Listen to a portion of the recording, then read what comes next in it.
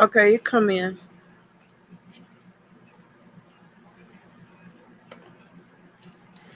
Okay, Can you hear it? we're live. I don't hear any Okay. music though. Hold on. I hear it like in the background. Is it loud? No,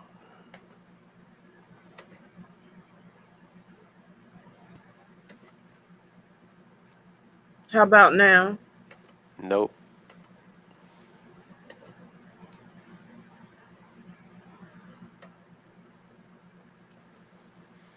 How about now? nope. Oh well, I'm gonna just forget the music. Okay. Yeah. Okay, so here we go. Okay. Hello and welcome to Stilettos and Bowties Confessions with Lady Sarah. I know it's been a while, but don't get comfy with my absence because I decided to pop back up and shake some things up.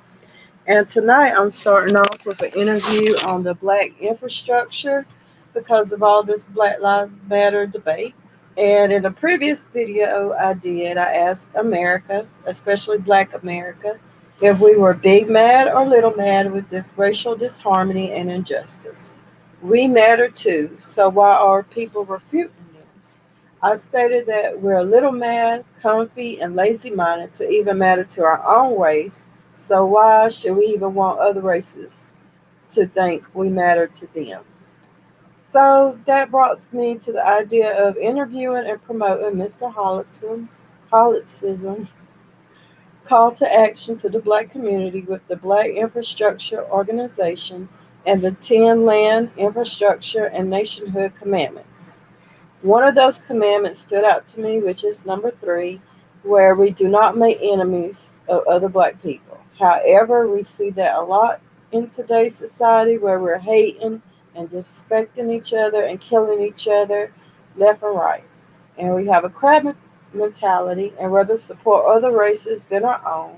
But we wonder why we can't get ahead and use words as oppressed and the white man as our crutch when in fact it's our lazy minds that is our crutch. So today, Mr. Hollett will go over the Black agenda and the end game of the Black African organization. And at the end of the interview, listeners can chime in, ask questions, ask for contact information, anything like that from Mr. Hollett. So without further ado, let's welcome Mr. Act Right and Fight himself, Mr. Hollett. Hello. Hello, how are you doing? I'm cool. How you doing? I'm doing okay. I feel this interview is way overdue because life happens, and then you had posted something on your page that smacked me in the face about where you said it was impossible to work hard and get nowhere. Then I was like, right on, like I always do with everything you post. But then a smack came when I realized that I did an interview about our race, not putting a productive effort to make a change. So it's like, well, I'm sitting on my butt doing nothing. So here we are. So, Mr. Hollop, I admire your fight to bring our race back to our roots in Africa. Will you tell us about the Black African Infrastructure Organization? Sure. Fundamentally, it's a social network, basically. Um, I think that a lot of times, like, and I guess it's because people are used to a certain thing, they expect it to be like a hierarchical organization with marching orders and a leader and stuff. It has nothing to do with that. It's Mm-hmm. basically just people of like mind, black folks who believe that we should have a nation of our own. Mm-hmm. Our principles are land, infrastructure, and nationhood. Those are the three pillars of our ideology. And it's Mm-hmm. the thing that brings us all together because you can have people whose different religious backgrounds and whatever. Our only real line in the sand is that you got to be a black person to be a part of our organization. We're not Mm-hmm. accepting anybody else except black people. Okay. And Why do you feel self rule and government can only happen in Africa? Why not here in America? It's called the Civil War. remember, remember when white folks tried to break or separate from the Union? Hmm. That caused a civil war. And the reason why slavery ended, and Abraham Lincoln was very clear on this, he said that if he could keep slavery and keep the Union together, then he would keep slavery. Hmm. So it wasn't that slavery was the main reason ending because of just the institution of slavery being a bad thing, because he was willing to keep it if it would have kept the Union together. What was important to him was keeping the Union together, Hmm. not having a certain segment of the population branch off into some other thing. He wanted a unified nation. Hmm. So Okay. you can't have black folks thinking that they're going to have some separate nation within a nation inside of America when they wouldn't even allow white people to do that. Okay. And why would you even want to, is my thing. Like, once you get to know our history and you get to know about Africa and you get to know about, I mean, really know about the continent, why you would settle for Iowa is just that boggles my mind. I don't get why we would want to have our base of operations inside of America. Hmm. Well, what, and because in one of the videos I did, I was suggesting why don't all the racist people rally up when we vote and let black people have their own state. You don't think that's a good idea? Like if we have our own state, we won't be in their faces no more. Or do you just say, screw it, we'll just go back to Africa? Well, keep in mind, when I say go back to Africa, I'm not talking about, there's about 50 million people here in America. Hmm. I don't expect 50 million people to leave America and go to Africa. That's not really what it's about. What the BAIO and land infrastructure and nationhood is about is establishing a base of operations on the continent. It's Hmm. only going to be about maybe 2 to 5% of that 50 million is going to be a part of that. Hmm. The vast majority of us are going to be right here in America. So the question is, what's going to happen with the people here in America once we establish the base on the continent? It's going to be the same situation similar to the state of Israel, which is, in Northeast Africa. And then you have people here in America that's Jewish that have never visited Israel, Hmm. but they support it. So every other group has a base of operations or a homeland that they can go to as a part, or as a, like I should say, a plan B. Hmm. All of our eggs are in this American basket, and that's the problem. Okay. A And nation speak. state on the continent would be our plan B, our base of operations, our socioeconomic and political hub where we control policy. We don't control policy in America. Mhm. And speaking of that, about being a nationalist, your organization do speak on that, and that we're not here to fix America or make America again great again. So some would use negative adjectives like um, traitorous, antisocial, which I know you're not, misanthropic, and unpatriotic to describe this organization. What would your rebuttal be on that? Unpatriotic would be accurate. What I'm not I'm not patriotic to a country that's not mine. And Mhm. as you can see, America has made it very clear that we are not real Americans. Mhm. Because if we were real Americans, you wouldn't need all these amendments and you wouldn't need all these movements and you wouldn't need all this protesting and stuff to try to incorporate us into the American system. We should be just considered Americans and have the Mhm. rights as everybody else. So it's kind of ironic that the same people who don't want to, it's like, I use this as an analogy and maybe this will help. Let's say you have, uh, I'll use it in your case. I'll say maybe there's a guy that you like, right? Mhm. And you got a real crush on this guy and you want this guy to like you. So you go out of your way to do everything to make sure that this guy is feeling you. And all this guy does is make fun of you. He laughs at you. He says that you ain't never going to get with him. He calls you ugly. He does all this stuff. And you keep trying to get this guy to be in a relationship with you Mhm. until one day you just get tired and you say, wait, can I curse on here or is it PG? Hey, you and we're both grown adults. Okay, all right. Have at it. I just want to make sure. You just wake up one day, you say, you know what? Fuck this dude. Mhm. And then after you say that, the dude goes, oh, fuck me. I mean, how could you say that? It's like he's offended at the fact that you said fuck him after he's not giving you no energy. That's what I feel about America. Mhm. America has shown that it has no interest in us being equal citizens in here. We're second and third class citizens in America. So how do you have the balls to expect us to be patriotic to you? Yeah. That's how I feel about it. It's like when I hear we're not patriotic, you're damn right we're not patriotic. No. You want me to be patriotic? Let's have our own country and our own nation. Then I'll be patriotic to you. Especially when we were considered, what was it, 3/5 of a human being? Was it? Well, we were brought over as slaves, and that tells you all you need to know. It's like, and then even after slavery, like when we were supposedly set free, all that happened was we went from being free slaves to paid slaves. Mhm. It's not like we were given anything back. Even the so-called what is it called? What's that term they use? The Reparations? no, not reparations. Something in a mule. Oh, Three 10 acres in a acres and mule a, or something. yeah. Yeah, 10 acres, something like that. We didn't even get that. No.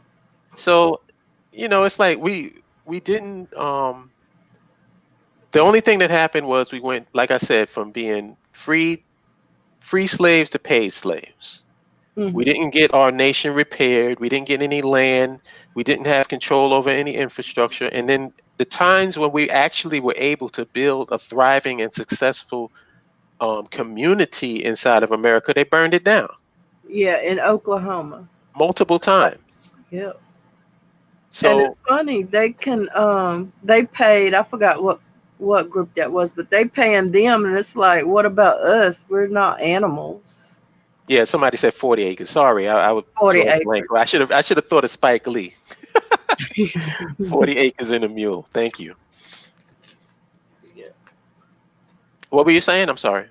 I was saying that they can pay back other groups where they pretty much disrespected and treated like animals, but it's like when it comes to us, oh no, we can't have that. Even with the Black Lives Movement, it's a big deal. Like, you saying we don't matter, and it's like, would it be okay if we said Black Lives Matter too? It's like, I don't know why that slogan is a issue. We do matter. Why don't we? Let me give you another analogy. I love analogies because people can relate to these. Mm-hmm. You in a house or an apartment with your boyfriend and girlfriend, and instead of flattening out the toothpaste, he rolls it up. And instead of turning the toilet paper, the bottom side, he turns it to the top side, and then you decide, oh, that's it. I can't take this no more. I'm breaking up with you. Is it really about the toothpaste and the toilet paper? Nope. So that's how I look about Black Lives Matter. It doesn't matter what you call it. You can call it Black Lives Matter. You can say Black Lives don't matter. You can say Black Lives Matter too. They hate your guts. That's all. It doesn't matter what terminology you use. It's not like you can come up with the right saying and then all of a sudden they're going to go, "Oh wow, we totally get where you guys are coming from." It doesn't matter. Doesn't matter. They do not like us. They do not consider us Americans. And as far as I'm concerned, cool. Mhm. Cool. That's where the people in the BAIO is coming from is we need to get socioeconomic and political control over our reality. It's not we have long since taken white folks out of the center of our universe. When you go to our forums, everywhere we are not talking about white people. Mhm. They are totally irrelevant to what we have to do in terms of a people. Mhm. We talk about black folks, what we have to do, and most of the time we're talking like positive things like infrastructure. We're talking about technology. We're talking about building an economic institution and stuff like that. We're not sitting back complaining about how we're being treated in America. We've already come to the conclusion that we are not Americans. We're not wanted here. So in that case, our next step should be, how do we get to a position where we can establish something somewhere else? Mhm. So at least we have a plan B for people here in America that are tired of being treated like second and third class citizens. And you suggest back to Africa. It's our homeland, is where where we came from. Now, here's another thing. I'm not getting, and the BAIO is not getting into a discussion with you if you feel that black people are the original native people of this land and we didn't come from Africa. As far as I'm concerned, I'm so cool with that. Mhm. All that means is that you have nothing to do with what we're talking about. That's all. So if you consider yourself a Native American and you were here first and all this stuff, go to your TP, smoke your peace pipe, and figure out how you're going to get this land back from the white man and stay out of African business. That's our position. So we're not even going to war and trying to convince people that they're African. No, if you're Native American, you stay right here and deal with the white man. Because right now he has a government in your land. It's called the Mhm. United States government, Mhm. and it ain't Native American. So you gotta figure out that battle. Mhm. Leave us alone. That's our position. What do you say to the people that swear they're black and Native American? No problem with them. So would you say that they should also join us or just stick to being Native American? I think that whatever you feel you are, that's where you should be. And speaking of Africa, I learned you traveled there. Hmm. So can you tell us about that? How was it? What'd you do there? What'd you learn? Oh, Especially about yourself. yeah, when I touched down, I put an Instagram post up and said, "Y'all messed up and let Holland go to a black nation." Because we went to Rwanda, me and my cousin and the rest of the BAIO members, and it was it was just a validation of everything that I've been talking about and everything that I've always believed in. And I had an opportunity to go to the continent for the first time, which was beautiful. And I can't even describe Rwanda. Like, Rwanda is so beautiful that we couldn't even take pictures that could capture how beautiful it was. Wow. That's how beautiful it, like the landscape is just something that you have to see. I can't even describe it to you. I didn't And just go. green, and it's a mountainous region, and it's just beautiful, man. It is Mhm. so beautiful. And when I was there, it kind of killed and destroyed all of these myths that you keep hearing about Africans don't like African Americans. Mhm. Absolute BS. I felt so comfortable there. Me and my cousin and the rest of us was walking through the Rwandan streets at like 3, 4 in the morning with no security. Wow. And it was all love. I didn't get one mean, um, like ice grill when I was there. Mhm. And they do, like, culturally they do stare, but it's not like any intimidation thing involved. It's just a curiosity. Because Mhm. they know that we're not from there. Like, once we open up our mouth, they know that we're not from there. But it was all good, man. It was all love there. And I got to see everywhere we went, there were black folks running things. We went to the government, we went to the business development, we went to real estate developers. Roads and highways were being built by Africans, because that was a big thing that people were saying here in the States, that, oh, the Chinese are taking over. I must have saw less than, on one hand, the amount of Chinese that was in Rwanda. Wow. And I saw even less white people. Mhm. So it was I feel homesick, actually. I'm here in the States, in New York, and I'm feeling homesick for Rwanda. Mhm. I really am, because I loved it. I was so comfortable there. I love the energy of the people. I mean, there were spots that they took us to that I wish that I could purchase right now, and I would be there. Mm-hmm. It's just, I think that every black person. Another thing about Rwanda is I think that culturally is less of a culture shock for you if you're an African American and you go to Rwanda, because it's probably the most developed nation on the continent, and Mm-hmm. it's definitely safe. Um, because the Paul Kagame, who's the president, is anti-corruption, big Mm-hmm. time. So it's not like you have to really worry about that and in your safety and crime and stuff like that. Like that was practically non-existent when I was there. I didn't see it. Oh, wow. What did you So learn about yourself while you're there that you can incorporate with the organization? I learned that we can actually run a nation of our own. Mm-hmm.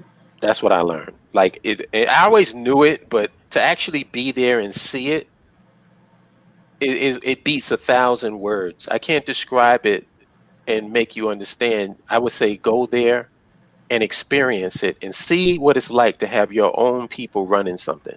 And I know there's a lot of people that don't want to consider continental Africans as our own people, but those people are morons.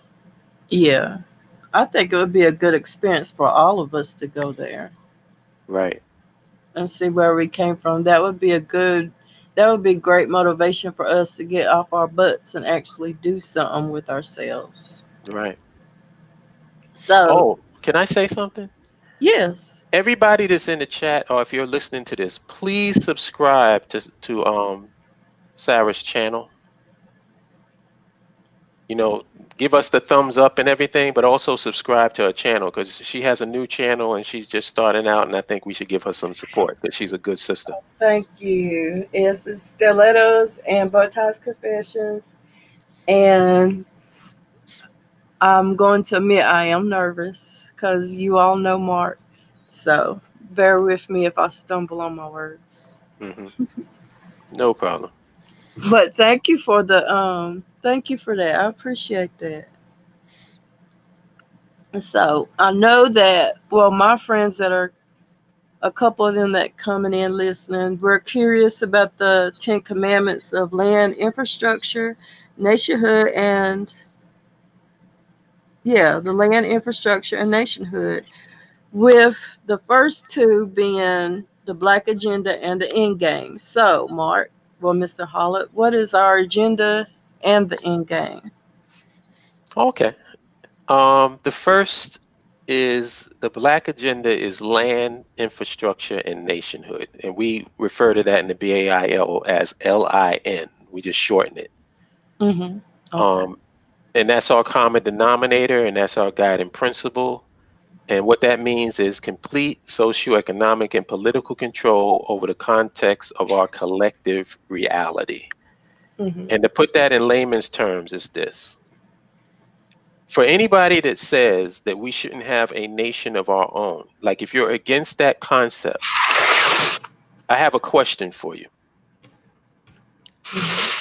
In your perfect world, who controls the water supply? In your perfect world, who controls the roads and the highways and the bridges and the tolls? In your perfect world, who controls the power system, the electricity, the gas, the waste management system, all of that?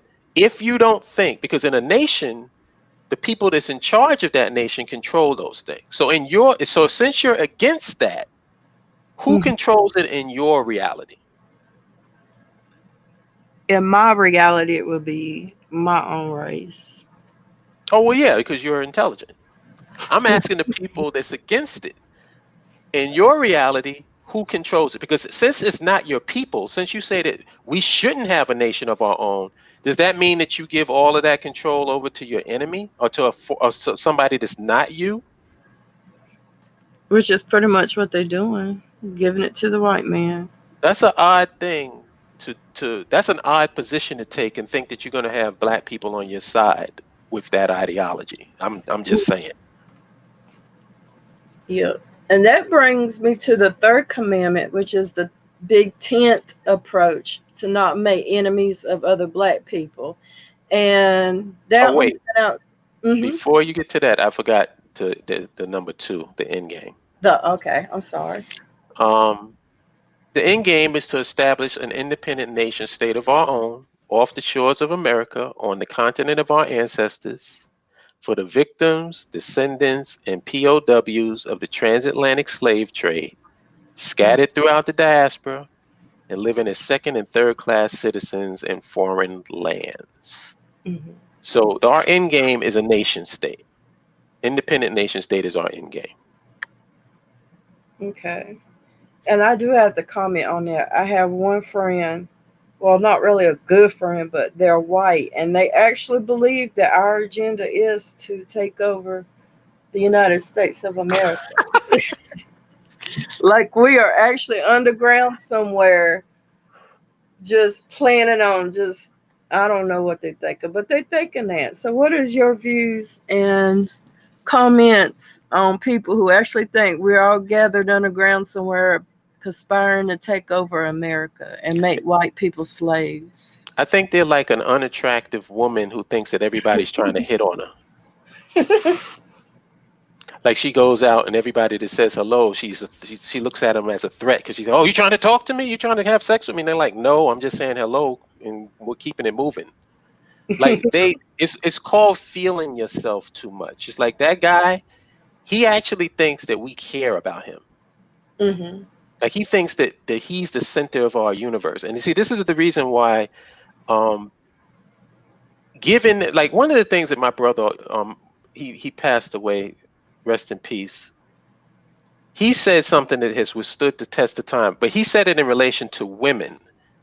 But I'm going to apply it to the situation that we're talking about. He said that pay no attention to what a woman says, only pay attention to what she responds to. Hmm. Because he said a woman can say she hates your guts, but the question is she giving you energy? Because if a woman is giving you energy, then there's something there. If she doesn't feel nothing about you, then she's not going to give you any energy. Like you don't even exist. But if you can elicit some type of emotion, then that can easily be manipulated into an attraction. And it's the same thing with white folks here in America. They really, really feel that they are the center of our universe. And can you blame them? Because a lot of us treat them like they the center of our universe. Yep. I mean, you have people trying to explain what Black Lives Matter means to white people. Well, no, it doesn't mean that my life matters more than yours. I mean, it means that my life is just as, as valuable as yours. Like, why are you having a conversation with these people? Exactly. Why? What are you doing that for? Because you think you think that the reason why they don't like Black Lives Matter is because of the terminology and the phrasing and you didn't use it in the right way. They don't like Black Lives Matter because they don't like black people. Hmm. Period.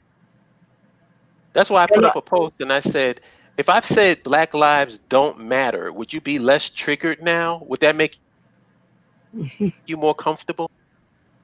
hmm and I It used to doesn't thought it matter. was the terminology. No, no. It has nothing to do with the terminology. It has to do with they don't like black people. So how dare you say you matter? Because it's a direct threat.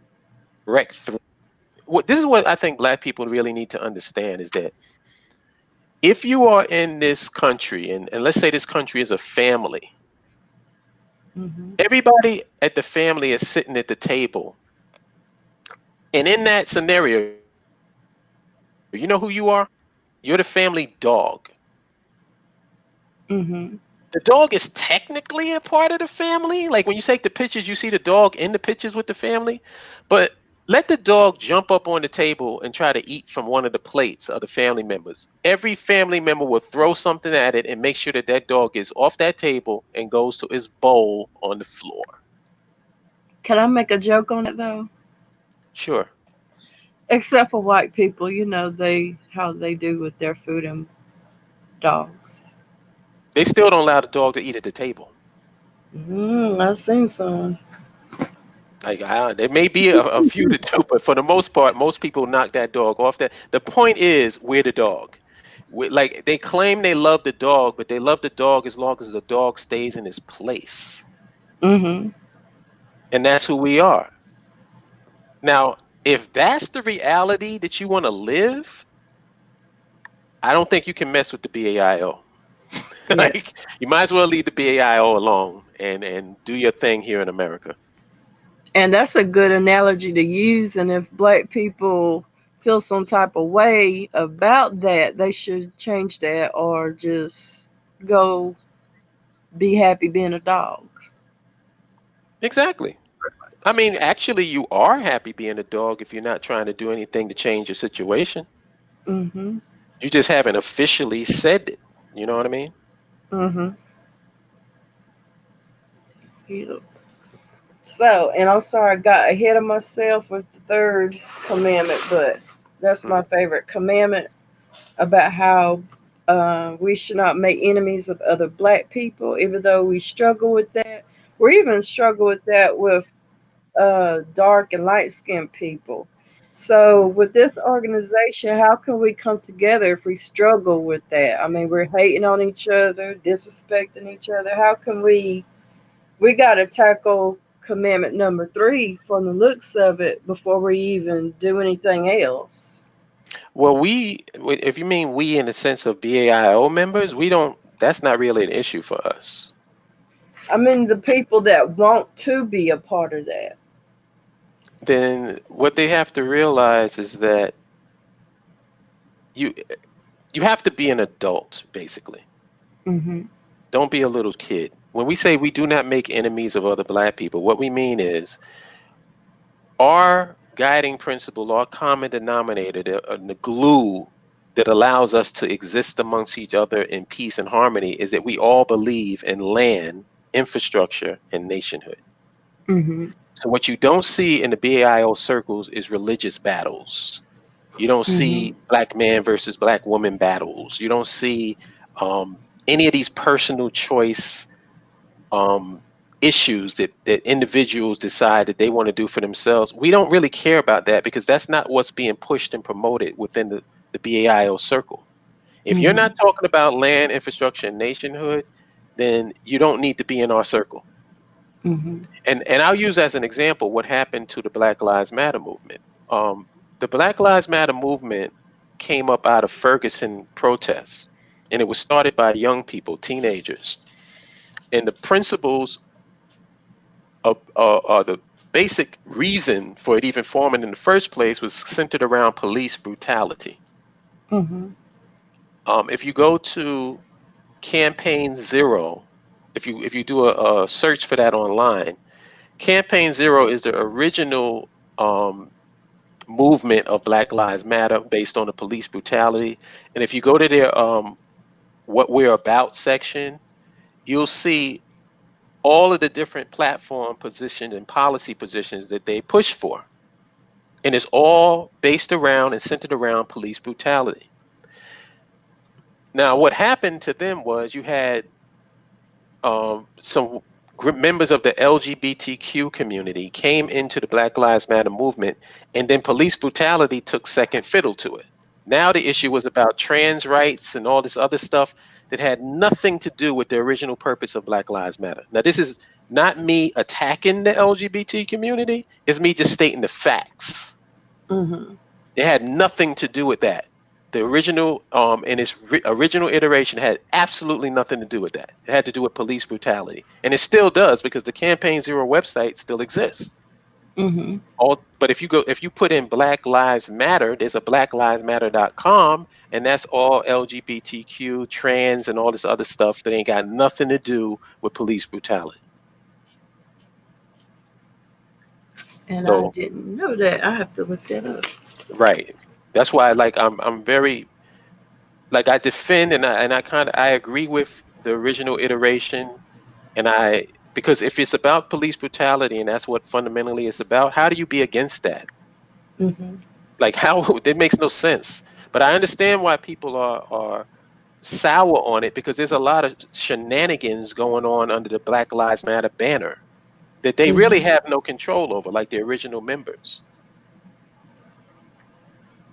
So I understand why people are sour on it, and because they don't really know the history of it, and they don't know, most people don't do the research, basic research, to just understand what's going on. And I'm kind of sympathetic to what they're going through because we had a similar situation with the BAIO. I don't want to get into it right now because I don't want to give that no energy. Mhm. But there was an attempt to try to split the organization and take it in another direction, you know? Mhm. So I understand and I'm sympathetic to when stuff like that happens. Okay. And I'm sorry that happened. Hmm?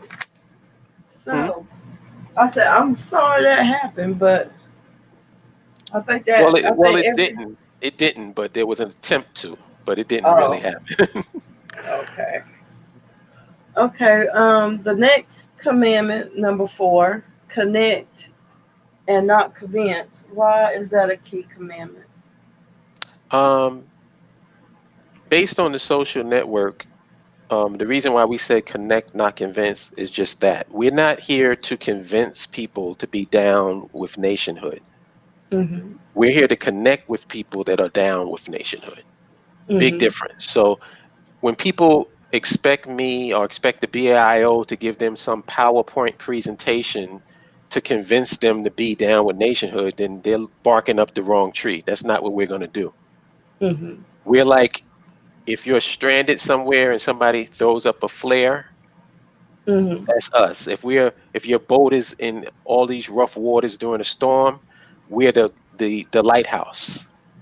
Okay. We're there to connect with people that want to be connected with, people of like mind. So what we concentrate on is getting to know each other, forming bonds, and that's what happened when we went to Rwanda. Mhm. Connect with people of like mind in your city and your state. Connect with professionals in your business field, in your interest groups. Organize meet and greets. I know that that's kind of rough right now because of the coronavirus, but you can still do online conferences, Zoom, Microsoft Team meetings, Discord chats, YouTube live streams, etc. Mhm. In other words, instead of battling against these low frequency, one dimensional, deep Negroes who's opposed to what Mhm. you're trying to do, get with people of like mind that's on the same page as you, and y'all connect, y'all network, and y'all make moves. Okay. And with that, which commandment number 5 do tie into it, sometimes have you ever had somebody say you need to raise a have a fundraiser or anything? Number 5 says request don't request money. Why not? Um, this was a major thing for me when we formed this organization is that I don't feel that black people should be charged to be a part of the BAIO or be a part of any cultural conscious movement as a principle. Um, and one of the main reasons why is because it lets you know what the intentions of the organization are when you don't hit people in the pockets at every turn. Mm-hmm. All we request is your time, and we request for you to sign up to a free website that's free. I mean, people sign up to Facebook, they sign up to YouTube, they sign up to Twitter, they sign up to Instagram. They've signed up to 1,000 free things. Mm-hmm. We are the same way. We're just a social network. All we request is that you come and join us and be around people of like mind. Sign up to a free website. There's no membership fees. Nobody's going to hit you in the head with any money. Nobody's asking for blood and urine semen samples. Uh. We just ask you to come and be a part of other people of like mind. So it's sort of like we're like a safe space, safe haven for people of like mind who believe in nationhood. Mm-hmm. And another thing is, I don't believe that you should ask money from the people unless you have transparency, accountability, and liability. No, none of this GoFundMe and this crowdsourcing where you're just putting your money into a bottomless pit and you don't know where it's going. No. Yeah. If you can't have transparency and accountability and liability, I believe that if people giving money, people should receive statements each month or quarterly or whatever, or even daily, where you can check in and see what you've donated. What I wouldn't even say donate, what you've invested and where your investment is going. Mm-hmm. And our people have been beaten the head and taken advantage of. Like just recently, there was a guy under the Black Lives Matter banner who collected $500,000 under the banner of Black Lives Matter, and I don't blame them, I blame him, Mhm. and took 200,000 of it and bought himself a house. He's in jail now because he got busted by the feds. But do you see what damage that does? Yeah. Because people put things into something because they genuinely want to help, and then you take their genuine need to help and you rob them, all under the guise of helping Black people. Mhm. I'm not even going to say what should happen to him because we're on the air, but I'm just saying, you know what I'm saying. Yeah. So no, we don't Yes. take money, we don't take membership donations or any of that. And if there comes a time when we do have a system in place that people can put money into, you best believe it's going to have transparency, accountability, liability, and it's going to be legitimate. Mhm. There ain't going to be no bottomless pit. Oh, Well, I think. just one more thing. Yeah. Mhm. If people make money off the struggle, people will have no incentive for the struggle to end. That's a good point. So, too many people out here taking advantage of our people under the guise of the struggle and the movement and all of this black power stuff. And like, you're not really caring about the people. All you're caring about is your bank account. Mhm. That you don't have to worry about with the BAIO. And I think that doing that for it to be free, that gains a lot of trust in people. Right.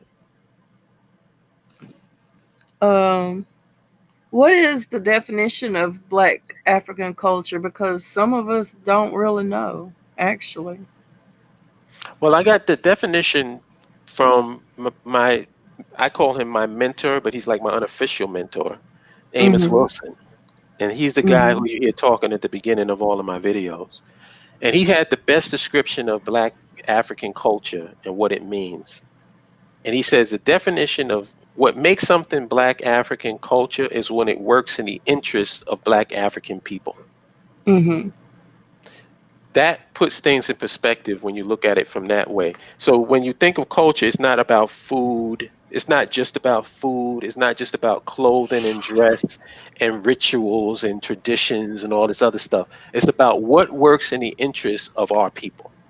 Mhm. If it works in the interest of our people, then we should keep it. If it doesn't, we should get rid of it. I Mhm. don't care how long it's been around. We got to And how start do? thinking about what's functionally works and what helps us as a people. Mhm. And knowing that, how does that come into play when knowing when it comes to power? Well, the definition of power, and this is another. Well, Amos Wilson didn't come up with this, but this was a definition that I learned when I used to go to the slave theater in Brooklyn that was run by the United African Movement. They used to have meetings there every Wednesday.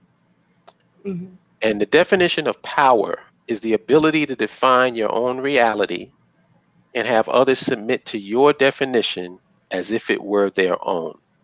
Mhm. I know this is kind of um, a weird analogy to make, but I think people understand it if I, because I've always explained it this way. I've asked the question, why do ladies love Cool J? Because he told you to. His name is LL Cool J. Every time you say his name, you're saying ladies love Cool J. That's what you call defining your own reality. And the other submitting to your definition as if it were their own is when they repeat the name. Mhm. So he's defining who he is, and you're accepting his definition simply because he told you to. Yeah. And I'm So that's sorry, what but I do power. love LL. Well, okay, but that's what the power means. Like, so if I take it without outside of that context and I put it into a socioeconomic and political context, defining your own reality is not accepting butter biscuits from Donald Trump. When you think of it from that perspective, then you realize, oh, this is not really about power. This is me accepting table scraps. and then being thankful that somebody gave me table straps. That's the position of a weak person. That's not a powerful person. But if we Mhm. understood what the definition of power was, then we wouldn't fall victim to these games. Like I said, the we either accepting butter biscuits from Donald Trump and the Republican Party, Mhm. or we're accepting this identity politics window dressing from these woke neoliberal Democrats, Mhm. where they're going to appease us by just putting somebody of color in a position, and then we are appeased, and then we don't fight for anything anymore. That's not power. Mhm. Power is land, infrastructure, nationhood. Power is having your own nation state. Mhm. Power is, and if we look at it from the terms of reparations, reparations means repairing a nation. For some reason, people got it in their head that reparations means a check. Where do you think that came from? It came from a people and a leadership that's not pushing for nationhood. Our leaders talk about individuals. They don't talk about, like, name one black talking head that has a mainstream, that has, mainstream appeal or mainstream um notoriety, that says that black people should have a nation of their own. I'll be waiting. If you can name one, you would shock me. I can't think of any.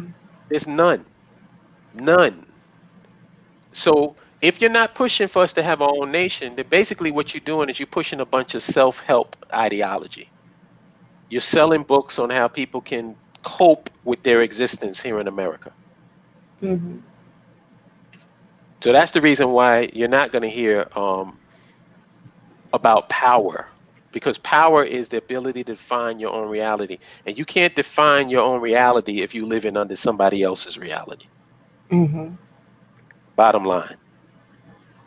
And what about the importance of the nationhood mantra that's in your commandments? What's the importance of it? Well, the nationhood mantra is how we break down and how we move forward as a people collectively.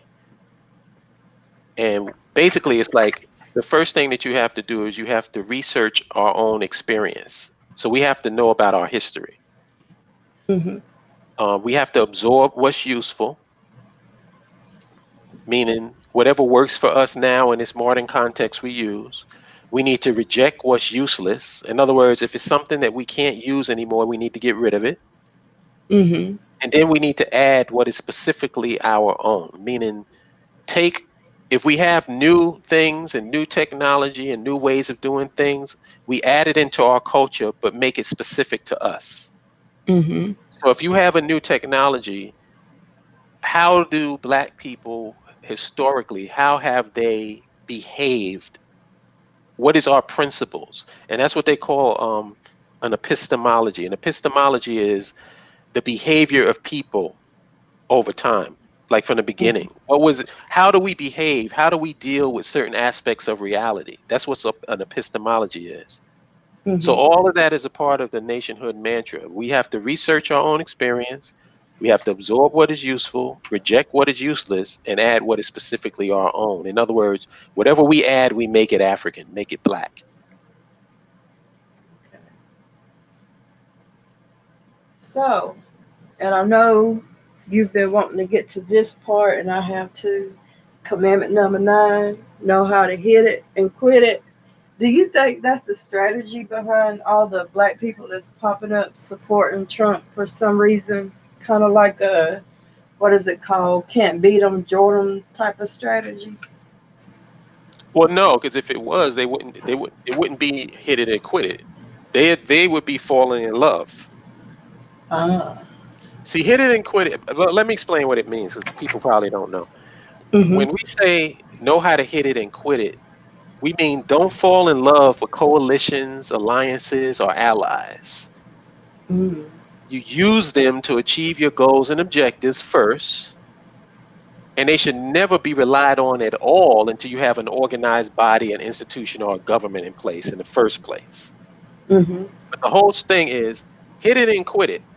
In other words, if you have an ally, you have a coalition, or you have an alliance with an outside group, and it serves your interests, fine. If it doesn't serve your interests, you leave it, you quit it. Mhm. You don't fall in love. Like you get an ally, you don't fall in love with the ally. Now you're gonna always be allies, and you're staring into each other's eyes. No, that's not how this works. There's no such thing as friends on a socioeconomic and political level. It's all Mhm. about mutually beneficial alliances. And the moment the alliance ceases to be mutually beneficial, the alliance changes or the alliance ends. Mhm. So that's what we mean by learn how to hit it and quit it. Don't fall in love. So do you think these silly, I mean, the black people that's starting to support him, you think they're falling in love with Trump? We always fall in love because we don't have the ideology of don't fall in love, but just hit it and quit it. Because everybody that bats their eyes at us, we fall in love with. Mhm. So if Donald Trump does some menial thing to appease us while he's trying to get elected, we just go goo eyed and starry eyed and like, oh God, he loves us so much. We got to align ourselves with him. Like, no. And what he's offering is butter biscuits, basically. Mhm. It's scraps, table scraps. Yeah, I don't get that part. I don't get how all of us all of a sudden following Trump, knowing good well he's racist. I don't also get how the poor white people are supporting him. He don't even care about them. Well, it's because he hits all the right buttons for them. He's dog whistles to their racism and their hatred of black folks, because any poor white piece of trash in America thinks that he's greater than any black person, whether they're a billionaire or whether they're a thousandaire, Mhm. by virtue of them just being white. Because that's the culture in this society. The culture is preaching that if you're, you know, white, this country was made for you. You're going to benefit from this. You're the default. When it's time to pick who's going to be in a movie, the default is white. When it's time to pick what bank you're going to put your money in, default is white. When it's time to Mhm. pick what school you're going to go to, the default is white.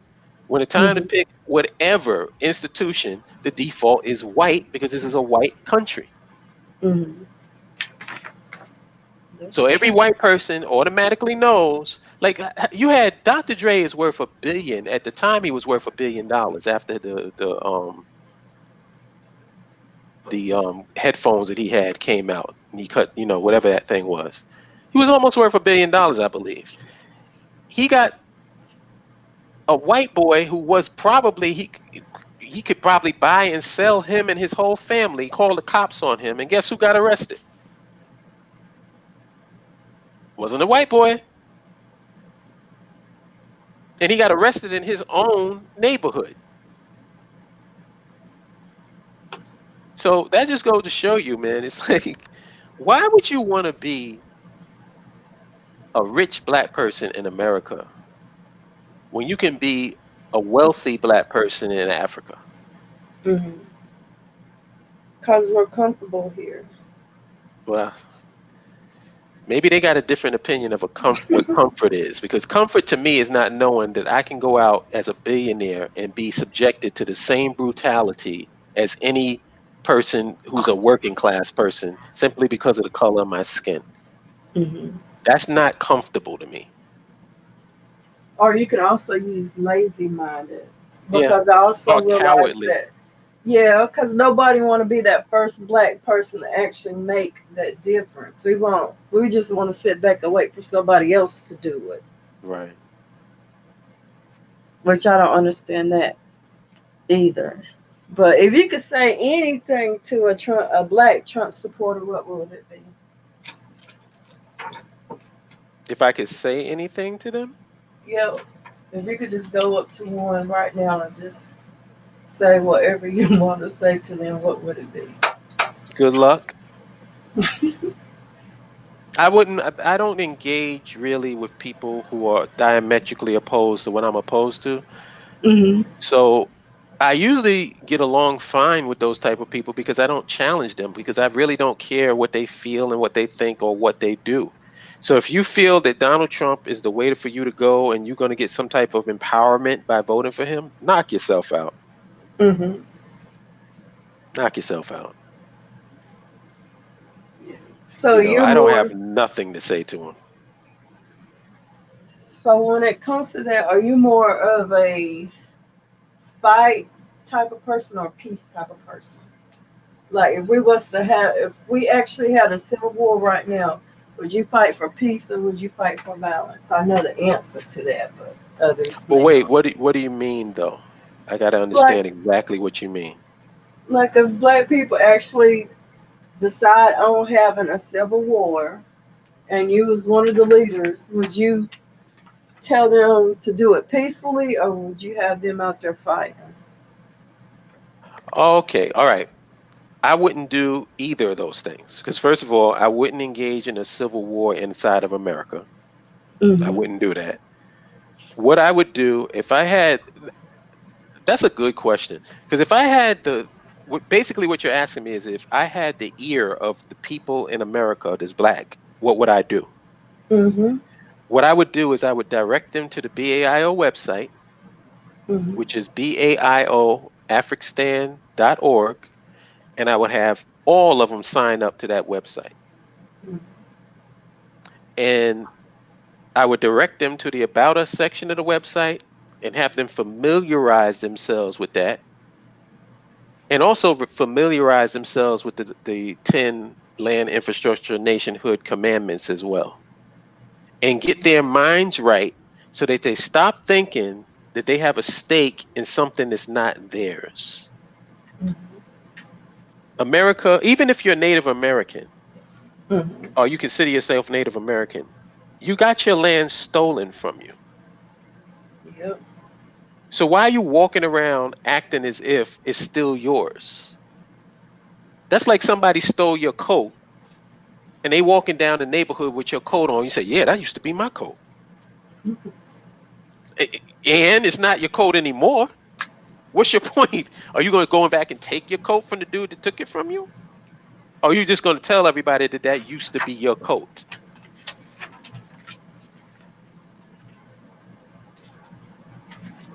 So Interesting if I point. would get my mind, I don't want to engage in a civil war. Like, why would, like, I keep hearing about the race war.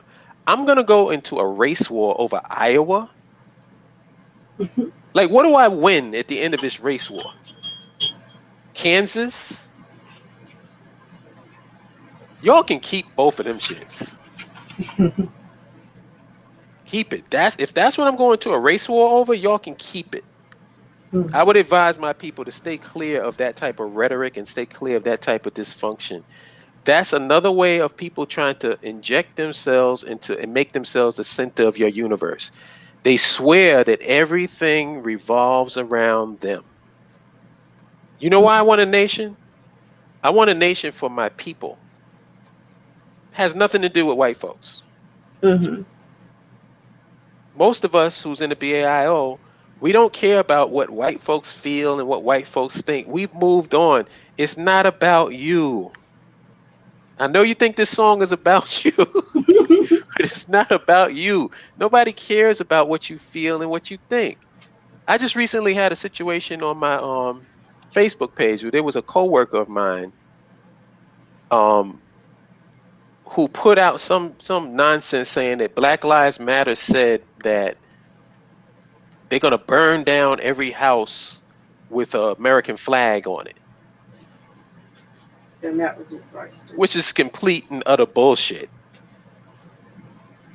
Because the first thing I was saying is, damn, Black Lives Matter is on it like that. They even more hardcore than I thought. Like that's not no, Mm-hmm. that's not a thing. No, that's just a complete lie. So then, I what pissed me off after I saw the post was the comments. It was all of these racist white people saying, "Yeah, well, I wish they would come around my way. I got something for them." And da da da da, da. And that was the whole tone. Like they were saying. And so I posted in it, and I said, "It's funny to me. how y'all act like you need an excuse to shoot and kill black people. Mhm. That's what you're doing right now. So don't try to act as if you need a reason to kill us. You're killing us right now. And so the Mhm. guy responded and he says, "Oh, I've seen the people that you associate with on your profile." And I said, "Yeah, and I see the people that you associate with on yours. What's your point?" Mhm. He said, "Well, I have all types of people in my profile." I said, "So do I. Mhm. So what are you saying?" Because what he was trying to insinuate is that I was being racist, and what I said was, I want you to copy and paste, go through my entire profile, go through all my social media content, and copy and paste the racist shit that I've said. Mhm. I dare you. And the reason why you can't do it is because what they get triggered when you say anything black, as you can see with Black Lives Matter, Mhm. or if you say anything that's pro your own people, Mhm. it triggers them. And so they start seeing shit that they ain't even there. They start seeing mirages. It's like, oh, you hate black white people. Well, then show me where it says anything that I even said about white people. Mhm. They can't do it. They just see the red, black, and green, and it triggers something in their lizard brain, and they go completely bananas. It's like they brainwashed. Yeah, it's like they're just self-centered. That's what it is. They're only centered on themselves, and they think the world revolves around them. So it's like, what other people can you think of that feel uncomfortable when somebody is telling them the problems that they're going through? Mhm. So it's like, if I tell you that the police is abusing me, you don't want to hear that because it makes you feel uncomfortable. Yep. What type And of egomaniac are you? What type of narcissistic jackass are you where my pain makes you feel uncomfortable even though you're not going through it? yep. And you try to And make yourself a victim because you have to hear what I'm going through. yep. You And go that's insane. Insane if you make these people the center of your reality. That's why I got them out of the center of my universe in my 20s. And I'm trying to mhm. teach the people that's in the BAIO, or people who still want to get mad and concentrate on when white folks do the things that they do. It's like, it's as silly as being mad when a black mama snake bites you Mhm. or a scorpion bites you. Why are you mad over that? Just realize that that's what they do and act accordingly. Mhm. That simple. And I've learned when you do talk about when you do talk about police brutality, like the owner at the motel I stayed at the beach when George Floyd was murdered, Hmm. they always say, well, police kill more white people than black people, and they want to go off on that. And I was ignoring the fool, but then he was like walking back and forth to the apartment talking about he gonna kill some niggers if they come out and start protesting. So I just opened my door and left it open because it's like, okay, what? And Well, he's you like, talking about a white person? yeah. Oh, yeah. I So was going to I opened, suggest for you to have a response, but since it's a white person, I wouldn't respond to that. If it was a black person, because I've heard black people say that too, like more white people get killed by the police than black people. So do you know what my response is to that? what? The vast majority of black people are law-abiding citizens. Mm-hmm. So why do you discriminate against them? Doesn't that fly in the face of what you just said? Mm-hmm. But see, it's not about logic. Like I said, there is no aha moment. It's like black folks got to stop thinking that they got to come up with the ultimate point to make white people go, "Oh, I get it now. Mm-hmm. I didn't understand before, but since you arranged it that way, now I get." They don't fucking care. They don't care. As long as you accept that and you realize that, then your life will be a whole lot easier. Stop trying to appeal to them Mm-hmm. and start worrying about your own people. You want to come together, you want to have an interracial relationship. How about an interracial relationship between continental African and an African American. There's an interracial relationship for you. Mhm. How about date somebody from Barbados? How about a black person that's in Germany and a black person in America? There's plenty of different slices of black people that you have. Yep. Why is it that we only think about black and white? Let's have some diverse. We have enough diversity within our own group. There's Mhm. light skinned black women. There's black women with fat asses. There's black women with flat asses. There's black women with big chests. There's black women with no chests. There's black women with hips. There's black women with no hips. There's black women with bald. Black women that got locks. Black women that got There's all types of shapes and sizes of people. Black men too. That black women can go for. Mhm. We got enough variety and enough diversity within our own group that we can satisfy our needs as much as we want to. That's true. So I just find it funny that we always willing to have these relationships with people outside of our group, but then we want to have this position within our group that we ain't never gonna date no black person. Mhm. But a white person could do everything to you and you still date them. Mhm. That's dysfunction. That's not a functional relationship. That's dysfunction. Yeah. And you And know what the last one is, right? Number 10. oh, I'm sorry. The last commandment. The last commandment is accept that we have no friends, and we are all we have. But if that's the case, do we really have that much friends if we're tearing each other down? Well, it depends on who you're talking about. Because, like I said, the thing about it is, you ever heard that expression? You can't see the forest through the trees. Yeah. I think that that's what a lot of our people do. Is we look at the gargantuan forest and then try to make sense out of it. It's like we have to understand that the vast majority of our people are not going to be of like mind with what we're trying to do. And it's never been that way throughout history.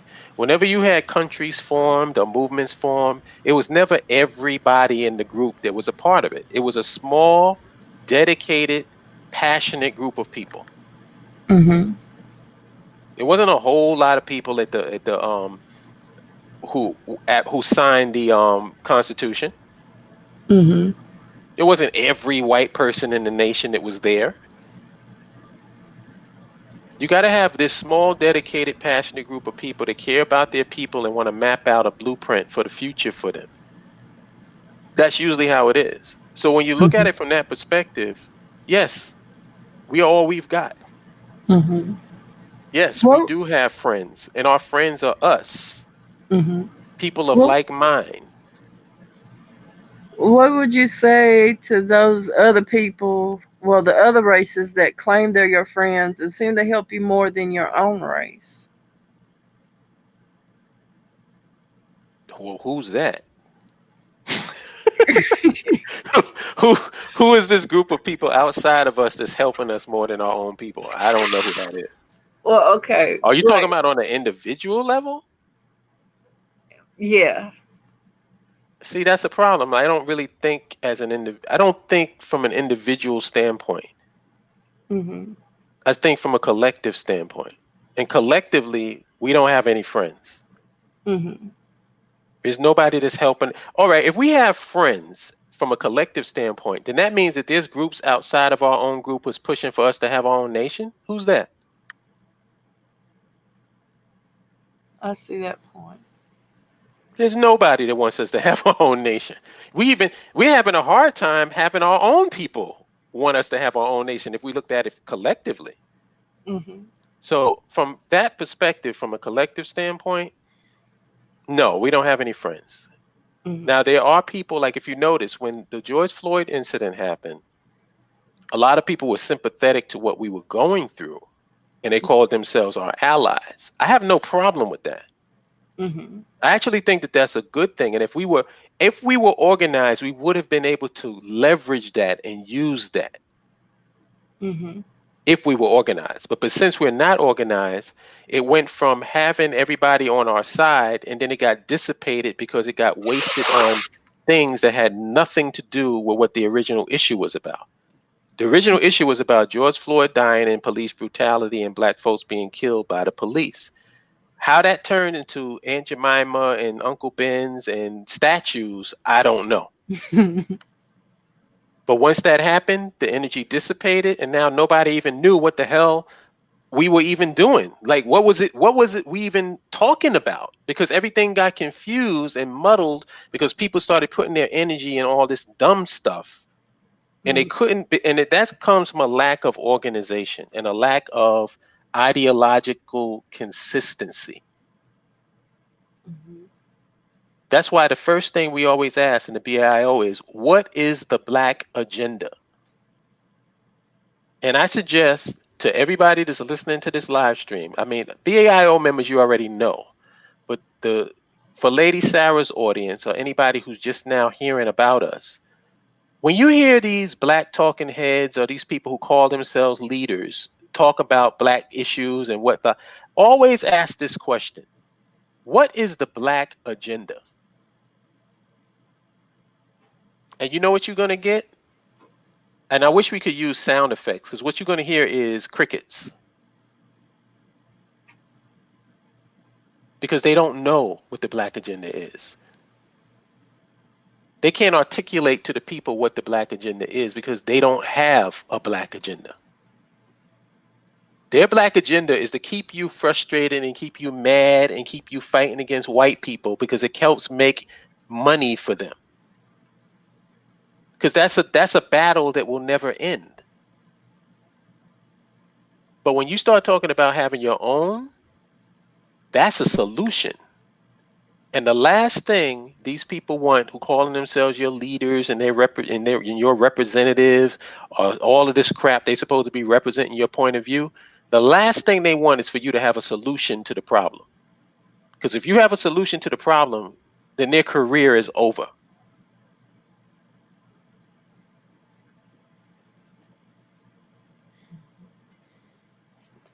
Okay. Is there anything else you want to summarize? I just want to thank you. Well, thank Really, I want you. to thank you because it's nice when somebody outside of the circle wants to hear what we have to say, and they're listening to us without battling us or fighting against us. So I appreciate you for just giving me this forum to express what the BAIO is about, to express what Mhm. land infrastructure nationhood is about. And I appreciate the fact that you listened to me. Mhm. So that's I can't trivialize that. That's a big deal, and you should be applauded for that. Well, thank you. I love to learn more about this organization, and I want all of my friends that's not aware of this organization to learn about it too. Yeah, I'll post the link in the chat room. I hope Mhm. I'm able to do it. But anybody that's interested, you can just read the About Us section. I would advise that. I don't want anybody to just go and sign up. I want you to read the About Us section and know what it is that we're about, because it's very clear, it's very concise. Yeah. The Ten And Commandments isn't on the site yet, though, because we're fine tuning it to get it right, and then we're going to put it on the site. mhm.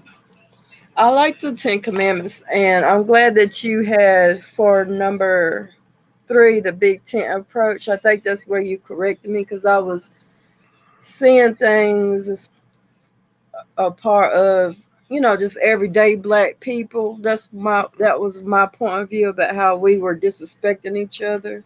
Hmm. But you had corrected me by saying it's only for the mature people that actually want to have our own land and our own infrastructure.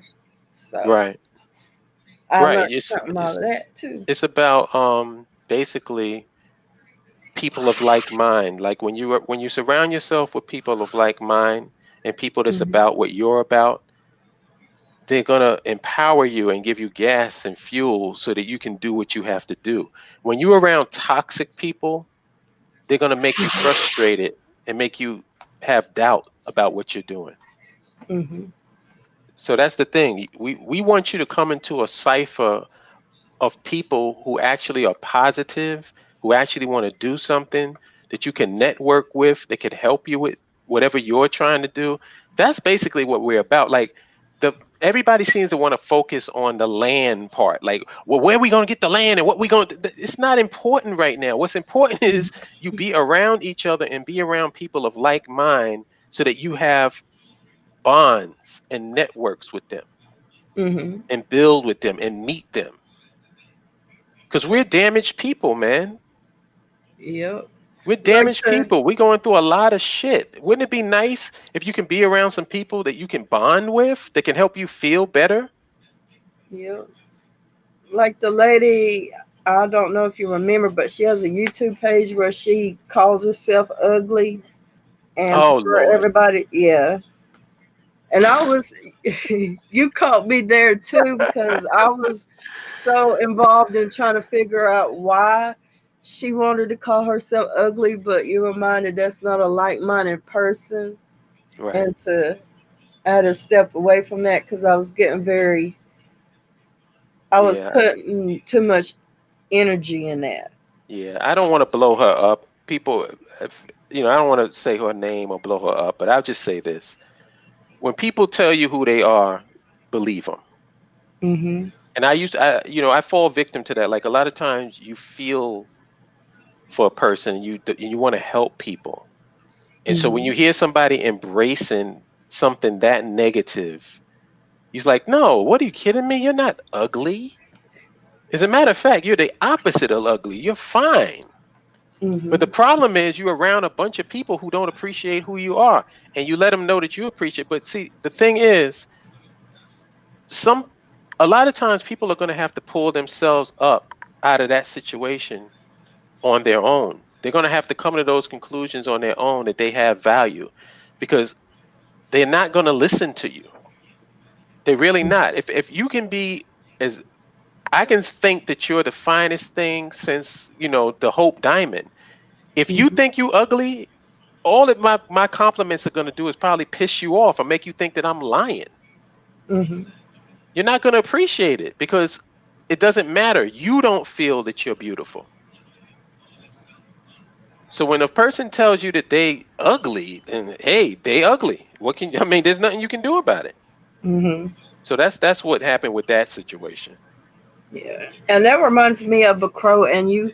It was on the Black Infrastructure Organization site too, by Marcus Great Garvey, I think it was Garvey, Hmm. where he said the black skin is not a badge of shame, but a glorious symbol of national greatness. Right.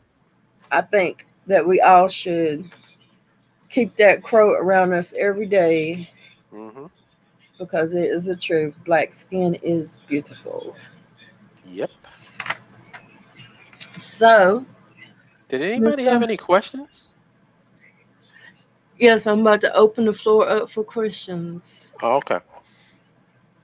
So, and before I do, I'd like to thank Mr. Hollip for coming on. I didn't know it was going to be over an hour, but you gave some very great information for us. So, if anybody in the chat room want to ask questions, here's your chance. Mhm. You see what you remember what I was telling you before we went live? Like we just go with the flow. Yeah. That's what happened. That's what happened. Did I? I thought I was. I thought I was rushing through the questions.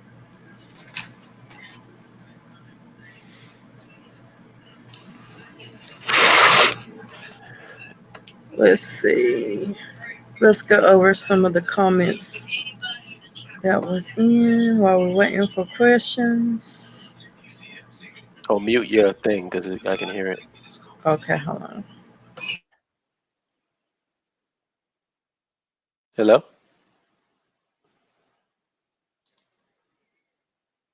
Hello.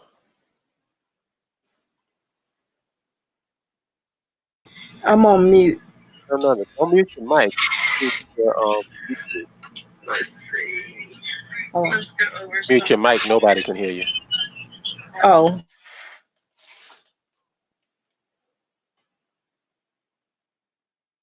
Yeah, you muted your mic again.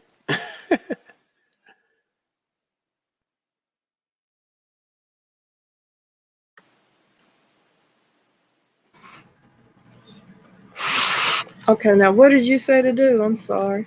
You know where your YouTube video is playing? The screen that your YouTube is playing on? Yeah. Yeah, make sure that's muted, because if not, it'll be like an echo. Okay. Hold But on. don't mute your mic, because if you mute your mic, nobody can hear you. I don't hear it now, so you must have. Yeah. Yeah.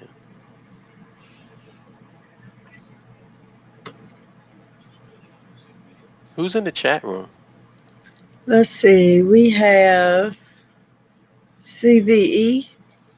Peace. We have Reggie. That's my friend. If Peace, you're still Reggie. here, Reggie.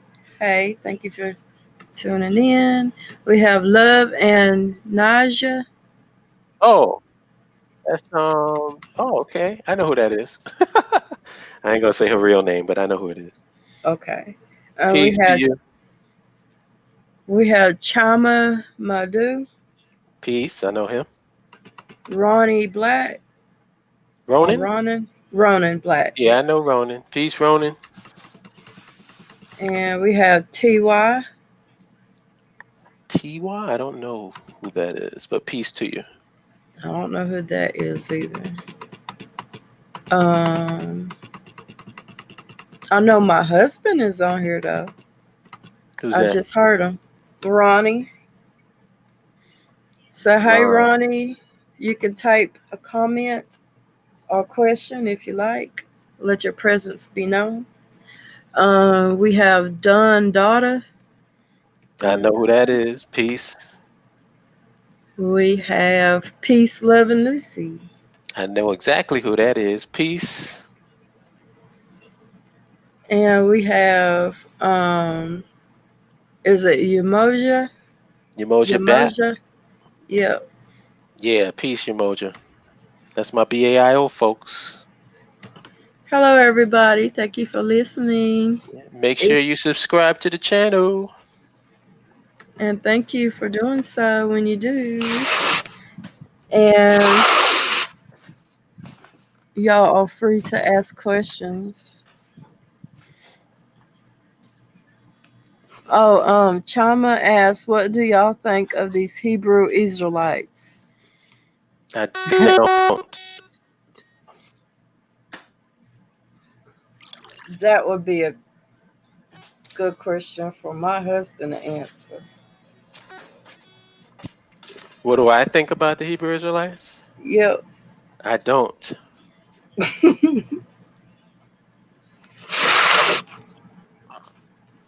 Keep in mind, got nothing but love for them. Like if you're a Hebrew Israelite, I don't hate you, but that's not really what we're about or what we're trying to do. Like all these other ideologies, if you believe in land, infrastructure, and nationhood, you should be a part of the BAIO. It doesn't matter if you're a Hebrew Israelite.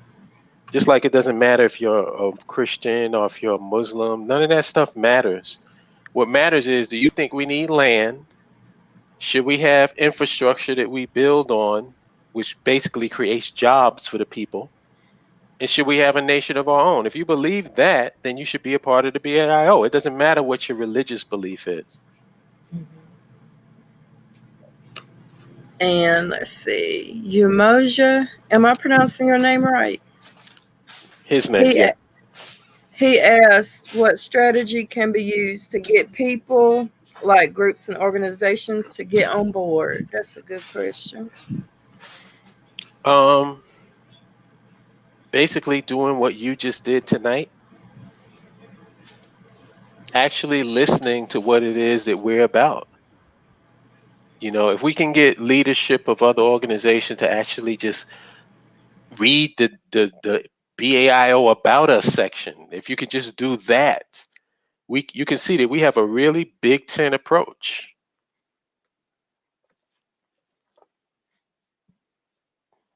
Hello? Did I lose you? Hello?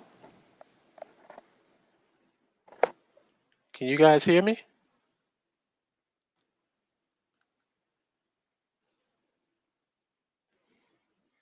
I think Sarah went out. I don't hear you.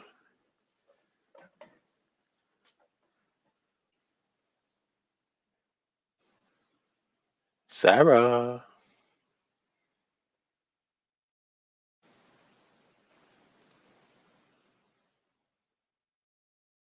Hello. Oh wow, she got knocked out. I'm still on. So let me see. Well damn, I gotta go to the comments and see if anybody's asking a question.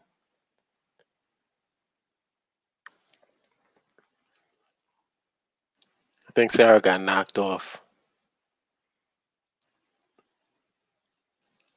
which is weird because I can't end the live stream. She has to end it, so that's gonna be interesting.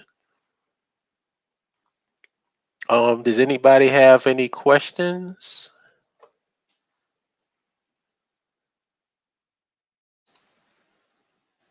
Yeah, I know. They got me taking over. That's funny.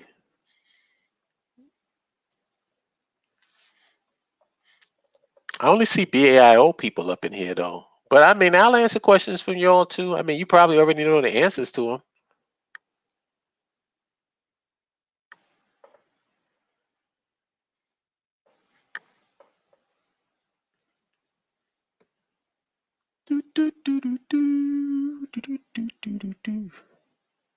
Yo, Yamoja, we actually like she went she went into the Ten Commandments on this show. I wasn't really expecting to do that, but like it was kind of cool. So we got to talk about the Ten Commandments. Chima says, knowing how emotional we can be as a people, what would be the right way to deliver our message? Um, the thing is, there's going to be a certain type of people that we appeal to. So we got to know who is it that we're trying to attract into the BAIO for the most part. Yeah, she said she got kicked off. I guess she got to get her way back in. Yeah, she said she's trying to get back in. Um, for me, I think that I wanted to attract professional people. Now that doesn't mean that I only want to attract, just professional people. But I think that the focus of us should be on people with skills. And at the same time not turning away people who don't have certain particular skills but who are interested in getting them. So I didn't want to make it some elitist thing where like, oh well, if you're not a professional, then you can't be a part of BIL because that's dumb and it's bullshit. Everybody should be a part of it and get in where you fit in.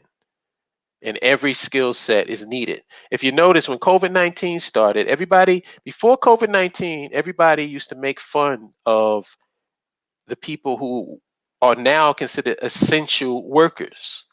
Like if you was the guy who was delivering stuff, people look down on you.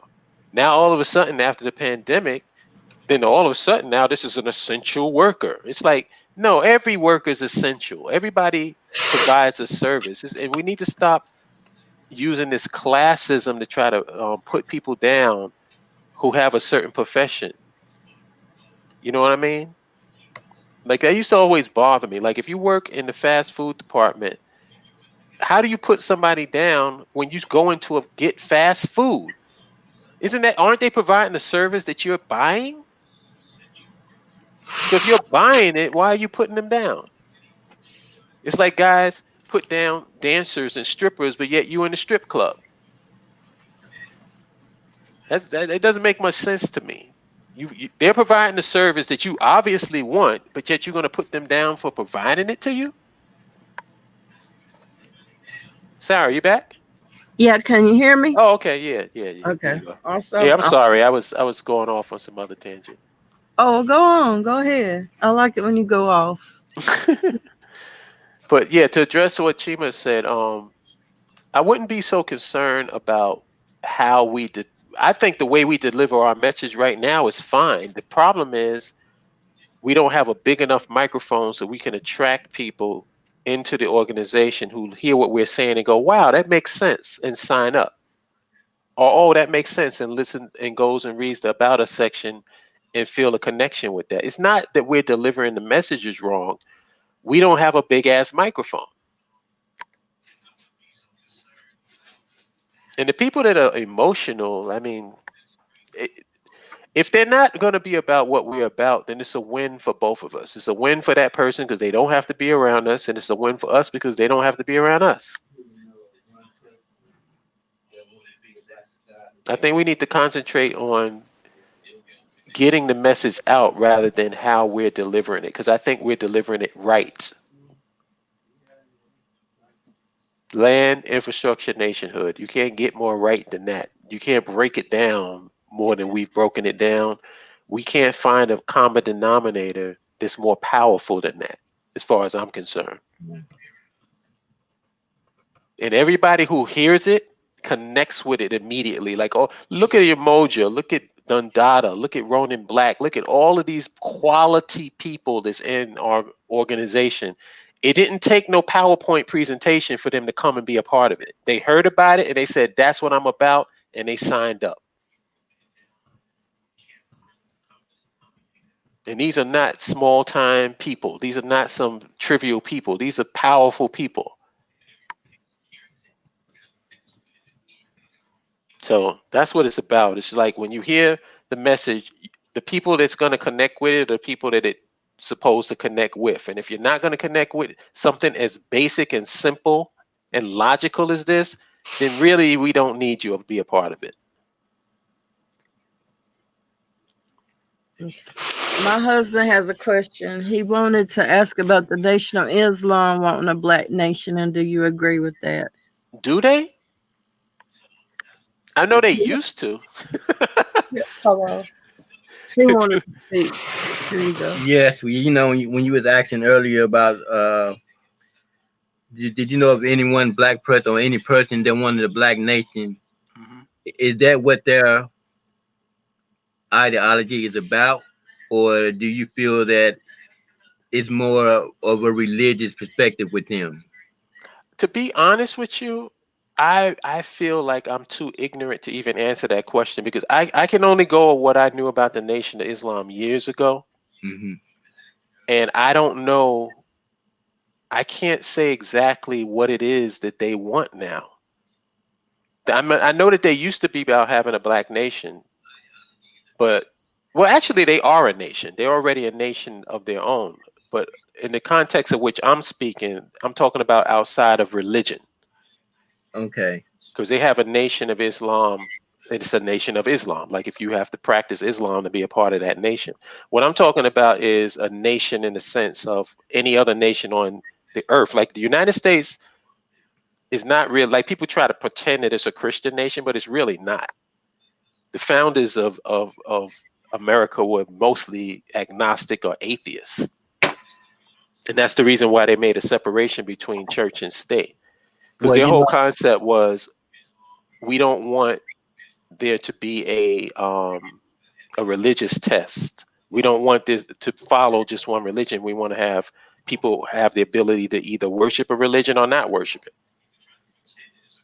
and I agree with you on that concept because as far as people saying that America was built on the back of religion, and if it is, and you know anything about God and Jesus, then you know that they're not part of that.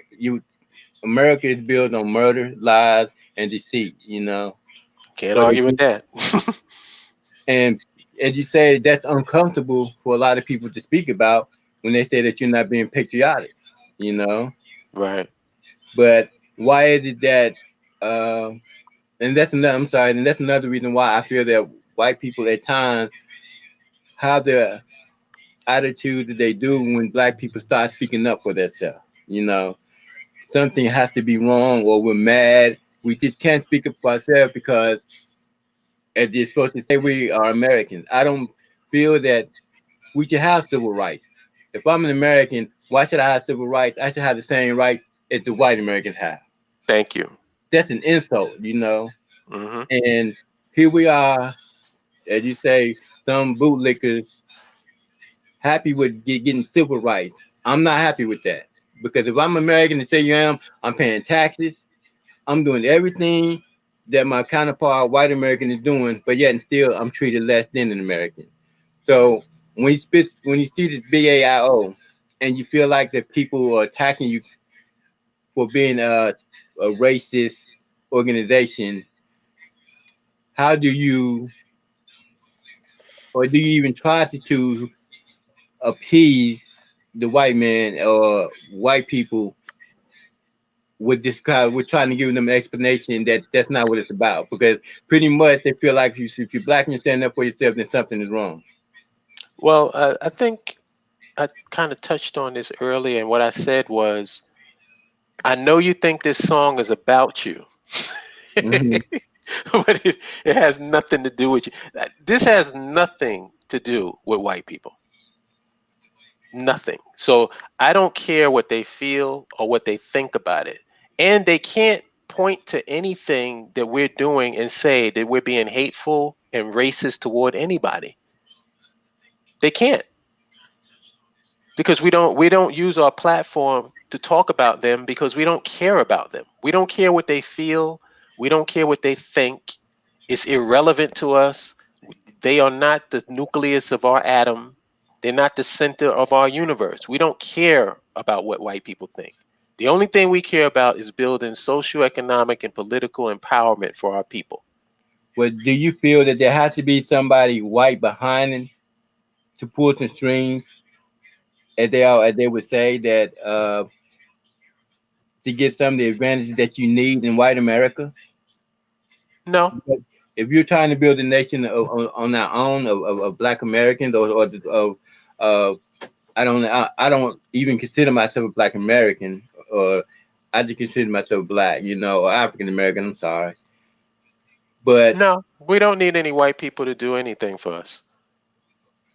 okay. We really don't. And because our thing is, our base of operations is going to be on the continent. What the only people that can help us with that is continental Africans.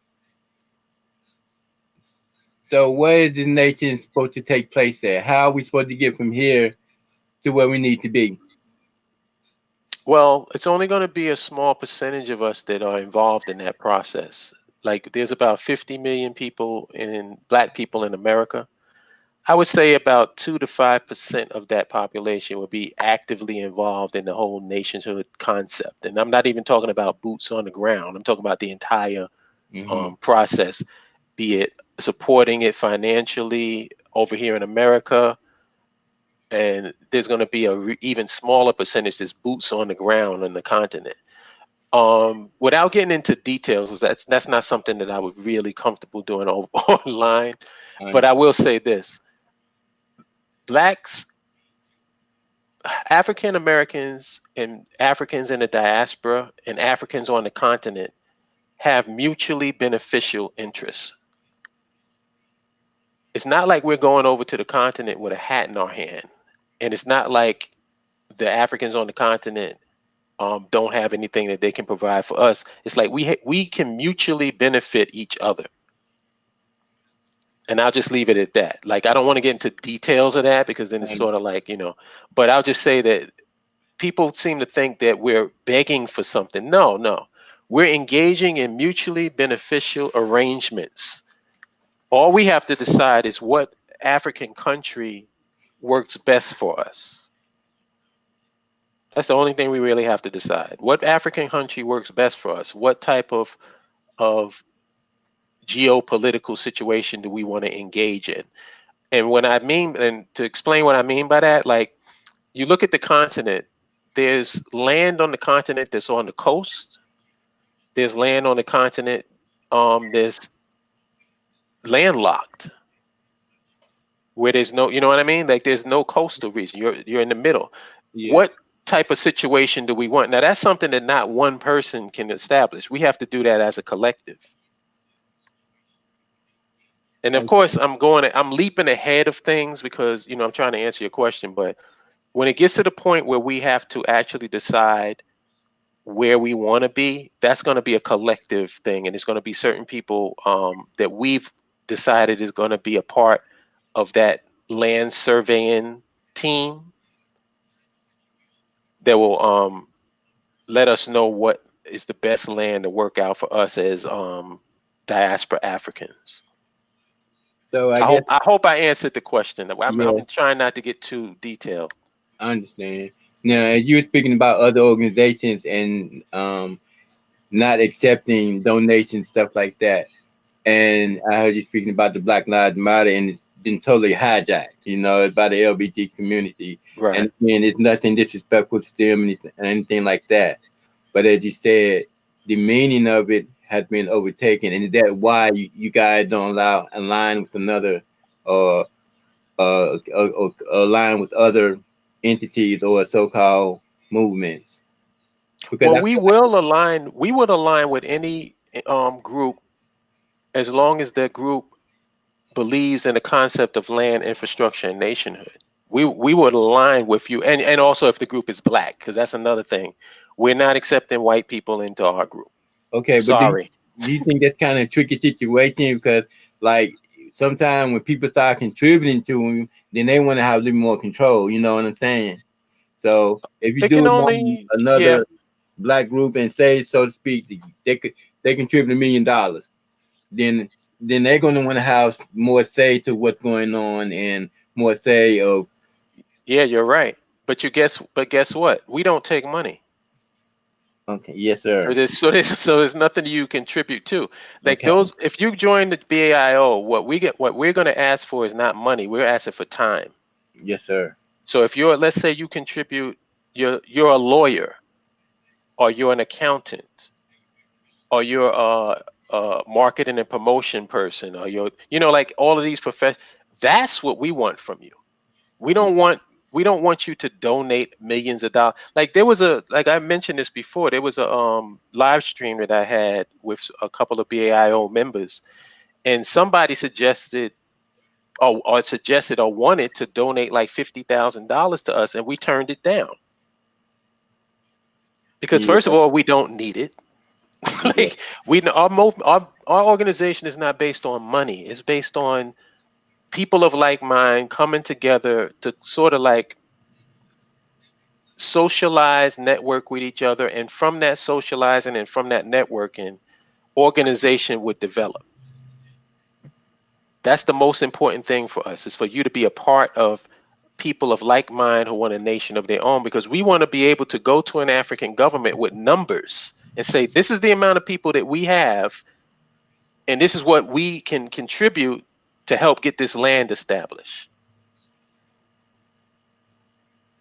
How If we real? don't know the numbers, then we can't really make the statement. We can't say how many people, how many accountants do we have, how many lawyers do we have, how many land surveyors do we have, how many architects do we have, how many dentists do we have, how many doctors do we have. How We would real? know. You know what I mean? We would know that if we had those type of people signing up to the BAIO. How realistic do you think this movement really is? What movement? Ours? Yes. It's very realistic. It's happening. We've already been to the continent. We already have groups going to the continent right now. We have people networking with each other. It's already a tangible thing. Now, the size is not going to be as big because a lot of people don't know about it as much, but it's already a thing. It's already realistic. It's So happening right now how would you continue to get your message across or to get it abroad? by doing what we're doing now. Like the fact that Lady Sarah has decided to talk to us puts us in front of an audience that we didn't have before. So we just have to keep, and also our membership more and more are starting to create content around the concept of nationhood. So the more people that do it, the more people hear about it and the more people join. I'm interested to see how many people join from this live stream.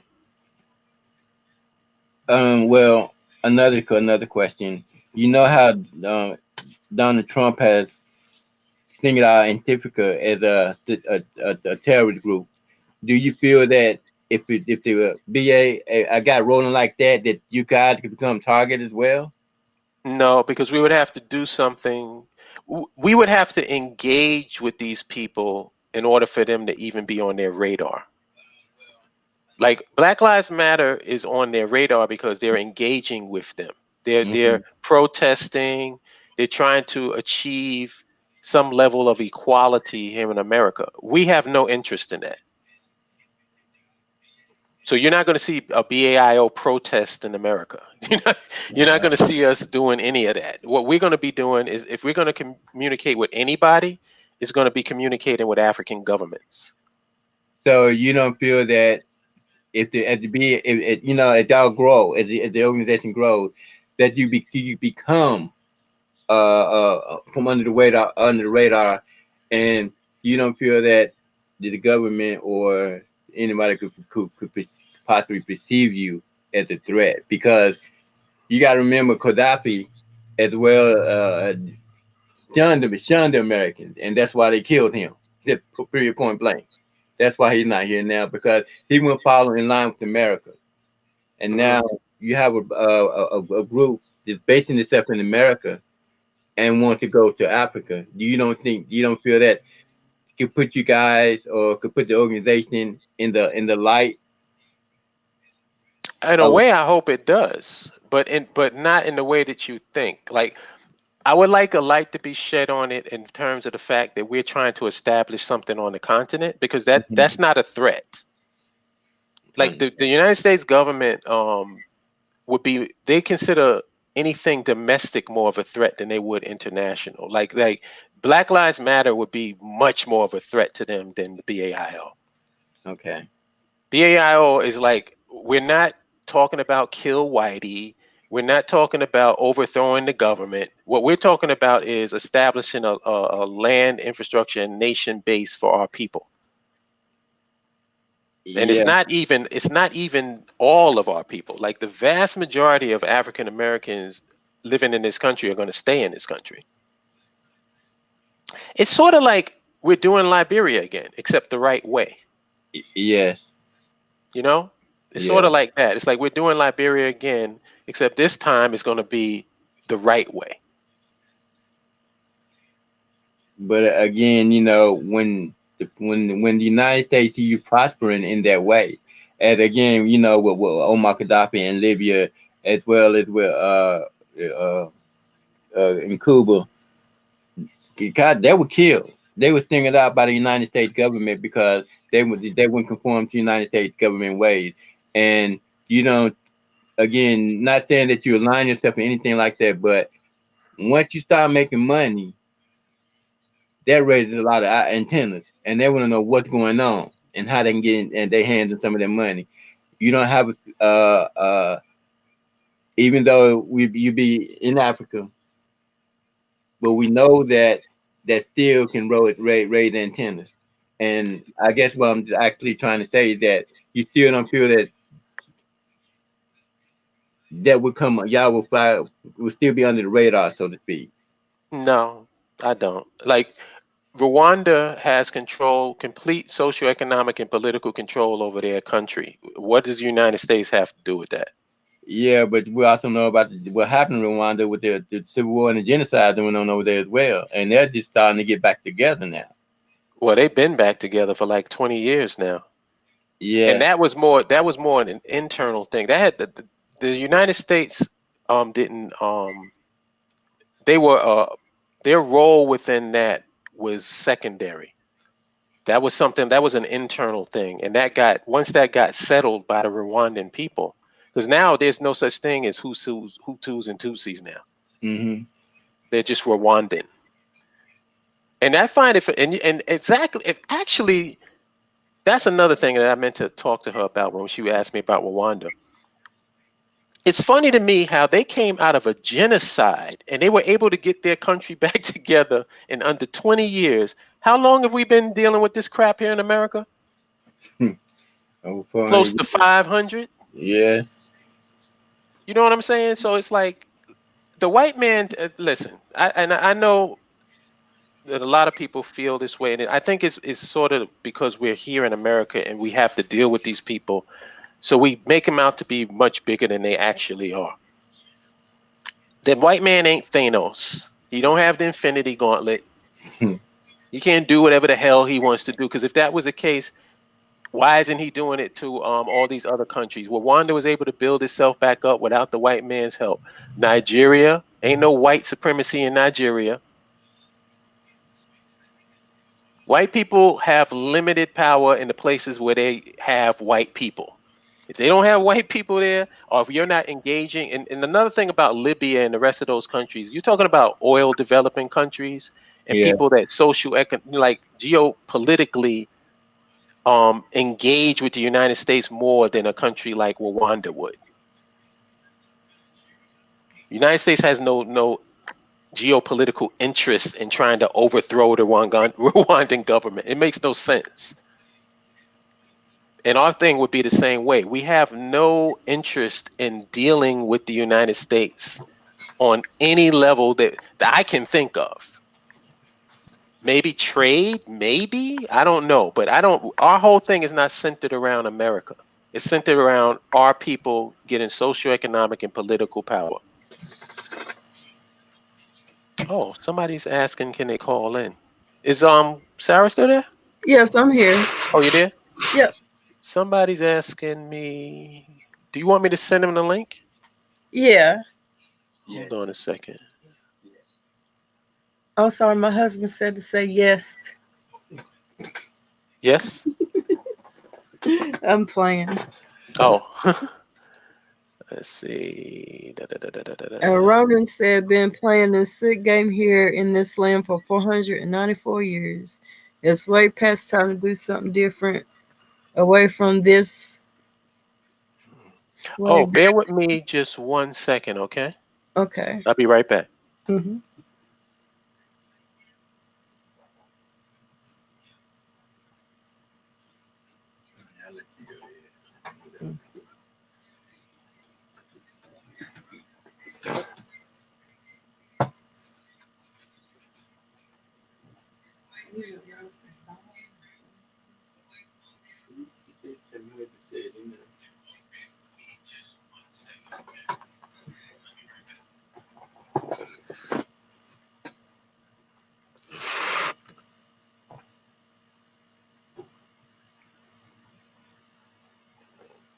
And again, everybody that's still listening, thank you for listening. My husband said thank you for listening to him. And hopefully, we'll have somebody in here also with some more questions and comments as soon as Hollick get back.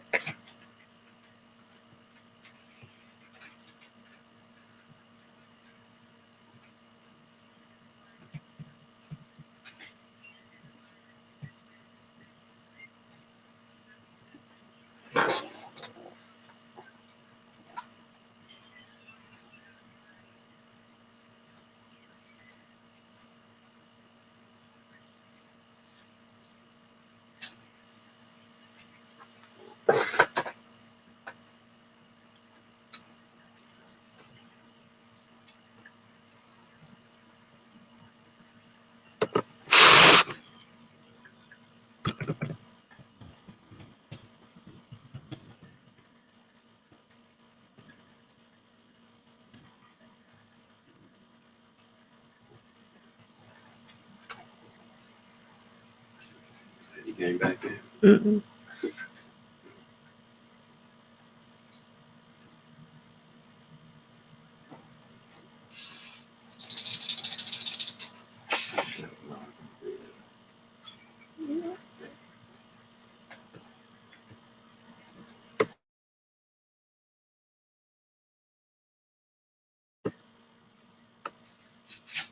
When you come back, what?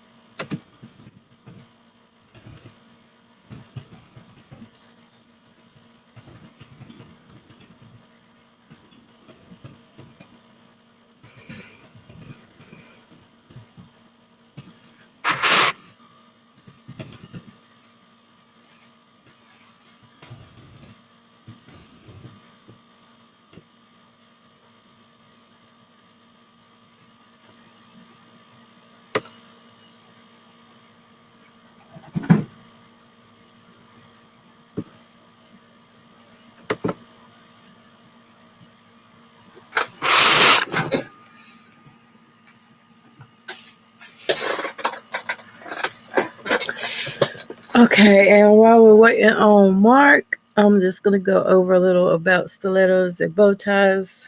I'm back. Oh, really? That's very convenient. What?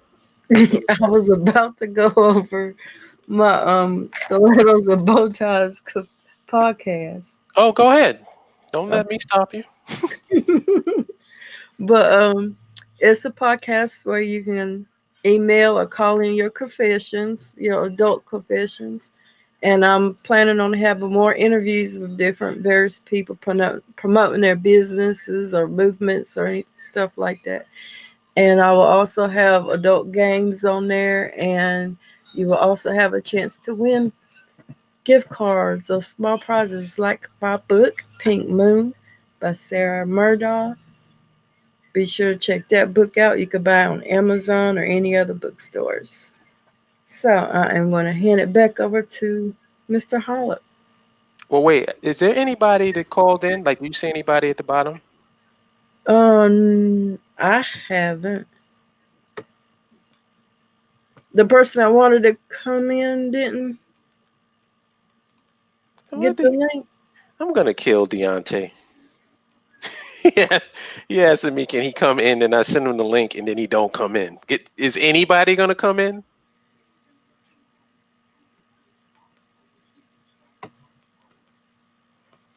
I posted the I link. don't see nobody. You posted a link on your page?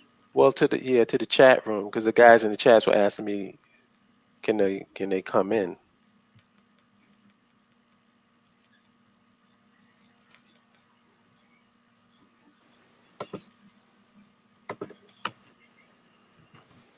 All right, well, we'll just leave that alone.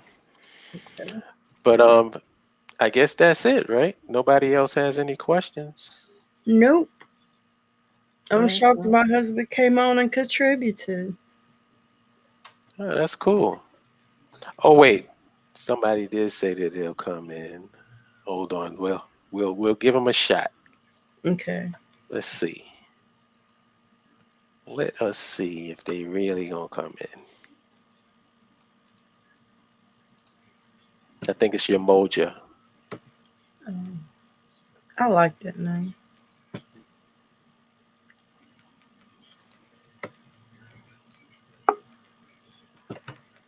Um, okay. Your Hello. Moja, I posted it in the I see you. I'm Oh, there here. you go. Hey, what's up, I'm man? here. Hey y'all, peace, peace. Sorry I was late. I came on when you was on like number 9 of the Ten Commandments. But Oh, okay. something that I want to talk about what I'm noticing since all the pretty much since COVID hit, I'm noticing that a lot of like there's even been like articles on Yahoo News talking about black folks in America getting tired and they moving away from America. I even seen one that said black folks moving to Africa. And my concern is that, we have this individualistic mindset so tough ingrained in us that what I'm seeing is that people are moving, people are, have everything that Lynn stands for in their mind, except they doing it by themselves. Yep. You know what I'm saying? It's instead of seeing the benefit of the collective, it's like, I mean, I would think that having African in our blood, like the sense of collectivism will like kind of, even if it's spiritually come through. And it's like, if you ain't talking about Jesus or Allah, like it's like people do not believe in doing it together. And even the people who say Jesus and Allah don't come together. And that's just my fear, is that people gonna think that they winning by going by themselves when BAIO is solely focused on the future of our people, not just your ass. You know what I mean? Not just you and your family. Like, that's great. Like, have that plan, like, straight up. However, what about, just like you hearing my baby right now trying to talk? Like, what about her? What about her and her kids? You know what I mean? Right. Like, they still gonna be here saying the same stuff, protesting literally 50 years from now. As long as we here, it ain't gonna change. It's gonna be an incremental change when it gets really bad, because that's what white folks do. What I say, I said something that I haven't posted. Just like how we've been hamster wheel doing hamster wheel activism. They've been doing hamster wheel passivism since they killed all our leaders in the 60s. What they do is once it get bad, they say, well, we got to give these niggas something. Let's give them a president. Let's give them a senator. Let's give them an attorney general. And what they're going to do is they're going to clap and say, look at us, the first woman vice president. We doing good. You know what I'm saying? And then we just go back to sleep and just start loving America again. And then it gets really bad. Then we talk about Black Lives Matter and everything else. Then they say, you know what? Let's give them this. And then we say, thank you. You know what I mean? They can have Black Lives Matter on a jersey now. You know, like everything's fine. America's changing. And it's just ridiculous. It's ridiculous. And I'm just seeing, that's what I'm seeing. I'm seeing the shift, but it's still not on the collective level. Excuse me. That's what I wanted to say, though. Yeah. And I'll tell you what frustrates me. Hello? Yeah, I was just gonna say those that doing the Black Lives Matter, they don't mean it. It's just for show and to be heard and seen. Yeah, That's all it is. And it makes them feel good. It makes them feel like they're doing something. That's another thing. That activism, all the initiatives, all the activities, it just makes us feel good. Go vote. I was just thinking earlier, I registered to vote today, actually, right? Because there's a brother who in the city that I live in, and I'm like, I wouldn't mind seeing him because I know he would it, right? But we'll say vote, but we never discuss how. And I don't mean like, no, get a ballot and then go take the ballot in. I mean how, like, what are we voting for? Who are we voting for as a people? Just saying, oh, I voted, leave me alone with that. I don't want to talk to you. You don't mean anything to me. You're just doing something to feel good. And then a lot of Black people, once the voting comes, they're going to all post their pictures of them going to the ballot, all the videos and everything. And it's like, okay, but for what? What are you voting for? And how are you voting? How are we doing it together? It's just nothing is happening that got together. Right, baby. My baby mad too. Tell her get big mad, not little mad. Yo, Jamoja, I know that you saw this, and there's people, this is something that you can relate to. I put a post up, and that post has been up for like 8 hours, and I haven't gotten one like, nothing on it, and I know why. And the post says the solution is the BAIO and LIN. And then I have under that somebody asking the question, yeah, I hear you, but police brutality. And I go, the solution is the BAIO and LIN. That's true, but single mother households. The solution is the BAIO and LIN. True that, fam, but interracial dating and swirling. That's their crutch. The solution is BAIO and LIN, no doubt, but Black man versus Black woman. That's their crutch. That's why I say Black people are lazy-minded in the head and they're comfortable. The solution is the BAIO and LIN, but what about Pookie and Ray Ray? The solution is the BAIO and LIN, but the white man is everywhere. Mm-hmm. That's the part that frustrates me, is that we keep talking about the solution and these Negroes keep talking about the problem. It's like, how simple is it to sign up to a website? That has been turned into some gigantic thing that now you got to fast, you got to pray, you got to meditate, you got to go vegan, you got to wait for the sun to be in a certain position from the moon. You got to go through all this shit just to sign up. But you didn't have to do that for Facebook. Not at all. You didn't have to do that for YouTube and Twitter and Snapchat and the rest of this bullshit. But when it comes to actually being around your own people and for something that supposedly helps your Black ass, you don't have the energy to do it. But you know what the real reason is behind that, bro? Negroes is scared, man. Yeah. People don't want to say it, and then see, this is not the. I really try to be so calm and nice about it, but I really just want to cuss us out, man. But it'll just sound like I don't like my people and everything else. And really, mama, really, you ain't even talking to nobody, girl. You just screaming and screaming now. Dang, just because I'm talking straight up. But straight up though, Negroes is scared. Negroes is pussy. Like straight. I'm gonna just say what it is, because that's the truth. Because when you could say, because like I said, I did the post about option A and option B. Option A being keep on playing this game that we've been playing for 500 years, or simply come together, hoard our resources, use those resources to develop our own land and say bye. Like, that's what you do. When you getting your ass kicked and being abused, it's not a punk to say, bro, I can't beat you up. I don't have the right training. I didn't go to I don't have a black belt, and I'm sitting up here getting my ass beat by this dude every day, but I'm gonna just keep. Ooh, he's so resilient. He keeps coming back. He's stupid. He's literally stupid. Like that don't it be first is courage. Yes, it's yes, but now it's just now plain dumb when you have the resources to go. No one's Mhm. keeping us here now. And this is what happened. If even a few of us go and really develop this, America will bow face so quickly and actually do what they can to keep us here. That's what happened. Mhm. And then it'll end up being some real big shit. Like the BAIO is way bigger than than just people talking about land infrastructure and nationhood. Because even if how about this? Even if we was on some do it right here shit and we said, you know what? Yes, we're gonna go to your jobs and we're gonna pay your taxes. However, we're literally gonna stop going to your Walmarts and everything. We're gonna start our own inner villages nationwide, and we're gonna just support nothing but black businesses, nothing but black banks. America immediately we wouldn't have to go and say what y'all gonna do for black people. Literally, the presidents will go and say, "Nigga, what do y'all want? We need y'all in our system. We need y'all. Exactly. If we do anything, even if it was an NBA, an NFL, we do anything and say we're gonna take ourselves from you, they would trip." But we won't because we love them so much and it gives us the check and it give us health care. So we're gonna keep on going. All we gotta do is just turn our backs on them. It would fuck America up big time. But we scared. We just scared. And also, to build on what you just said, the problem is, all right, it's like if you got a girl and her man ain't treating her right, she can actually go out and date another nigga, but she ain't really into that nigga. She's using him so she can make her man jealous. Mhm. It's still all about her man. And until she emotionally gets rid of that nigga, emotionally, it doesn't matter what she fucking does. Because everything, but like, take for instance what you just said. We decide that we're gonna withdraw our money from their institutions. The way that black folks still have black white people at the center of their universe, they'll do something to appeal to us in some way, and then the next thing you know, we right back in that bed again. We haven't embraced our independence in our hearts and our minds yet. And the only way we can do that is by getting this damn land and establishing something and getting the fuck away from these people. Mhm. If not, and it ain't gonna be all of us.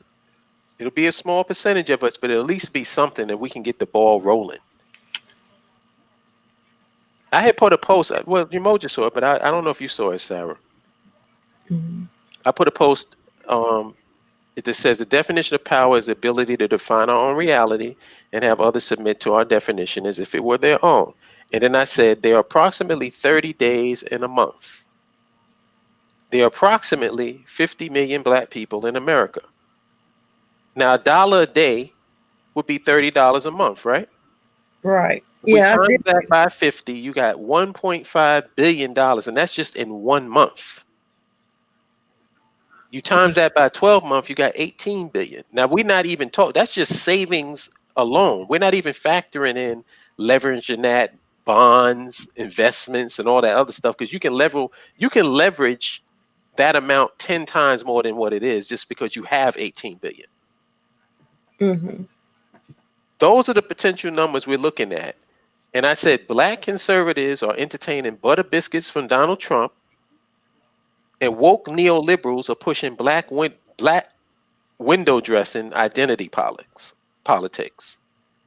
No one sees these numbers and says, hey, maybe we should create one black economic institution, merge all these individual black banks into one so we can consolidate all those resources. And I said, you know why?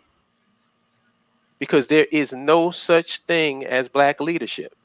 Mhm. Period, point blank, end of story. No such thing as it. And then I put a video up that I created in 2009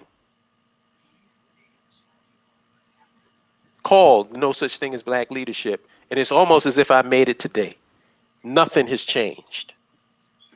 That's the post that I got in trouble for posting my comment. That I sent you the Facebook um where they kicked me off or banning me off of the post. Really? You commented on that? Yeah, remember I sent you the picture of Facebook saying I can't post that stuff. Oh wow. No, I didn't realize that was the post. Yeah, cause I had said something like black people too lazy minded to even be that that particular leader or something like that. Wow. That's crazy. And that proved my point. We comfortable. We don't want to be the first person. We just, like Ermoja just said, we're comfortable with the white man giving us crumbs to make us happy. Then we're happy and we'll shut up. We go, something happened like with George Floyd, or we do this protesting and yeah, let's take money out this white business or this Indian business. The next week they sitting up there buying stuff from the same people they attempted to ban and take money from because we're comfortable. Mm. And you know what's crazy? 18 billion sounds like a lot, right? Mm-hmm. Jeff Bezos as an individual is worth 150 billion or more. Wow. Isn't that crazy? Mm-hmm. So we sitting up here playing a losing game, man. Yep. I'm talking about getting us in the game. We don't even want to get in the game. Mm-mm. We can't even stack our chips because our chips are dispersed all over the place. Yep. So I don't know. I don't know. But like I said, the only thing that we can do is try to push the message forward and get more people involved. The more people that get involved, the more people network with each other. The more people network with each other, the more people become closer and bond with each other. And the more people that we potentially have that can develop Yep. an organizational structure, I should say. Yep. We We can. should do this more often and invite more people. I'm down. And actually, what I would suggest is to talk to other people in the BAIO and interview them, because I'm not Mr. BAIO. I'm just a member. Okay. There's other people who have a lot to say. Yeah, I will work on that. Yeah. But But I'm like I said, once again, I'm just thankful that you gave us the opportunity to be heard. I appreciate it. you welcome, because I enjoy being part of it. And look at us. We've been here for 2 hours and 12 minutes. I know. We was only talking about an hour, and we did more than that. So see what I mean? Yep. Now think about if we do this frequently and get more and more people that actually want to do something instead of sitting on their butts. Yeah. We need the type of people in the BIO that see that there's a void and they come in and they see that they can fill it and they do it. Mm-hmm. That's what we need. We need people to stop coming in. We don't need people coming in expecting somebody to give them something Yeah. or And do something for them. that's another issue among black people. Yeah, people have this position. Oh, well, how can you convince me? I'm not trying to convince you of nothing, Negro. Yep. The fact that I have to convince you means that I don't want nothing to do with you. You don't need to be a part of our organization. Mm-mm. Because if you're smart and you got a brain in your head, all you have to do is read the About Us section and you'll be joining up. Yep. And I do like up that on your on the website they you have well we have how many the the clock countdown of how many days it's been since Oh, yeah. slavery began. I do like that. And it's counting. It keeps counting because that's how it keeps going on. That's how Mhm. long it's been. Yeah. And that's too long. Yeah, man. But once again, yeah, I loved the time and thank you. And I hope people are subscribing to your channel. Yeah, we'll see. I think I got some new people subscribed to it tonight. So hopefully they'll subscribe to your page too and get on BAIO's website and sign up, become a member, share their talents, get out there, be heard, come on this show or what you doing, make the organization even bigger than what it's already is. Yeah. Let's see. We are all we got. There ain't gonna be no white savior. There ain't gonna be nobody coming from out the clouds. We are all we got. And if we want this nation, then we have to get our butts involved in the nationhood process. It's that simple. Yeah. I know I've learned a few things from this interview. Glad I could help. Yep. Well, I guess we better wrap it up before we still be here about 3 o'clock in the morning. Although I don't mind. Alrighty. But Peace, everybody. thank you for tuning in. And let's see. Okay, and Mark, you got anything else? Closing remarks? Yeah, go to the BAIO. That's BAIO AFRIKSTAN.org. If you want to find out about the About Us, what we're about, go to the About Us section. And if you like what we're about and you agree, sign up to the free website. Like I said, no membership fees. Nobody's going to hit you in the head after you sign in and ask for something else. You're cool. The only thing we want you to do is just get amongst people of like mind in your area. If you come from a certain state, there's probably other people in that state. When you join the state chapter, connect with them, reach out to them. Yes, Just sir. just do that, and hopefully we can start enough of a groundswell of people where we make a difference. Yep. And that's all I really have to say. Like, my channel is Holipsism's Haven. You do a search on YouTube or you just click on my name, you can go to my channel, but all it's going to do is lead you to the BAIO anyway. And for those that's on my friends list on Facebook, I'm going to post the link on there as well. Thank you. So, Holly, thank you for coming on. Emoja, thank you for tuning in and commenting. And everybody in the chat room, thank y'all for tuning in. All right, y'all have a good night. Peace, peace. You too. Peace.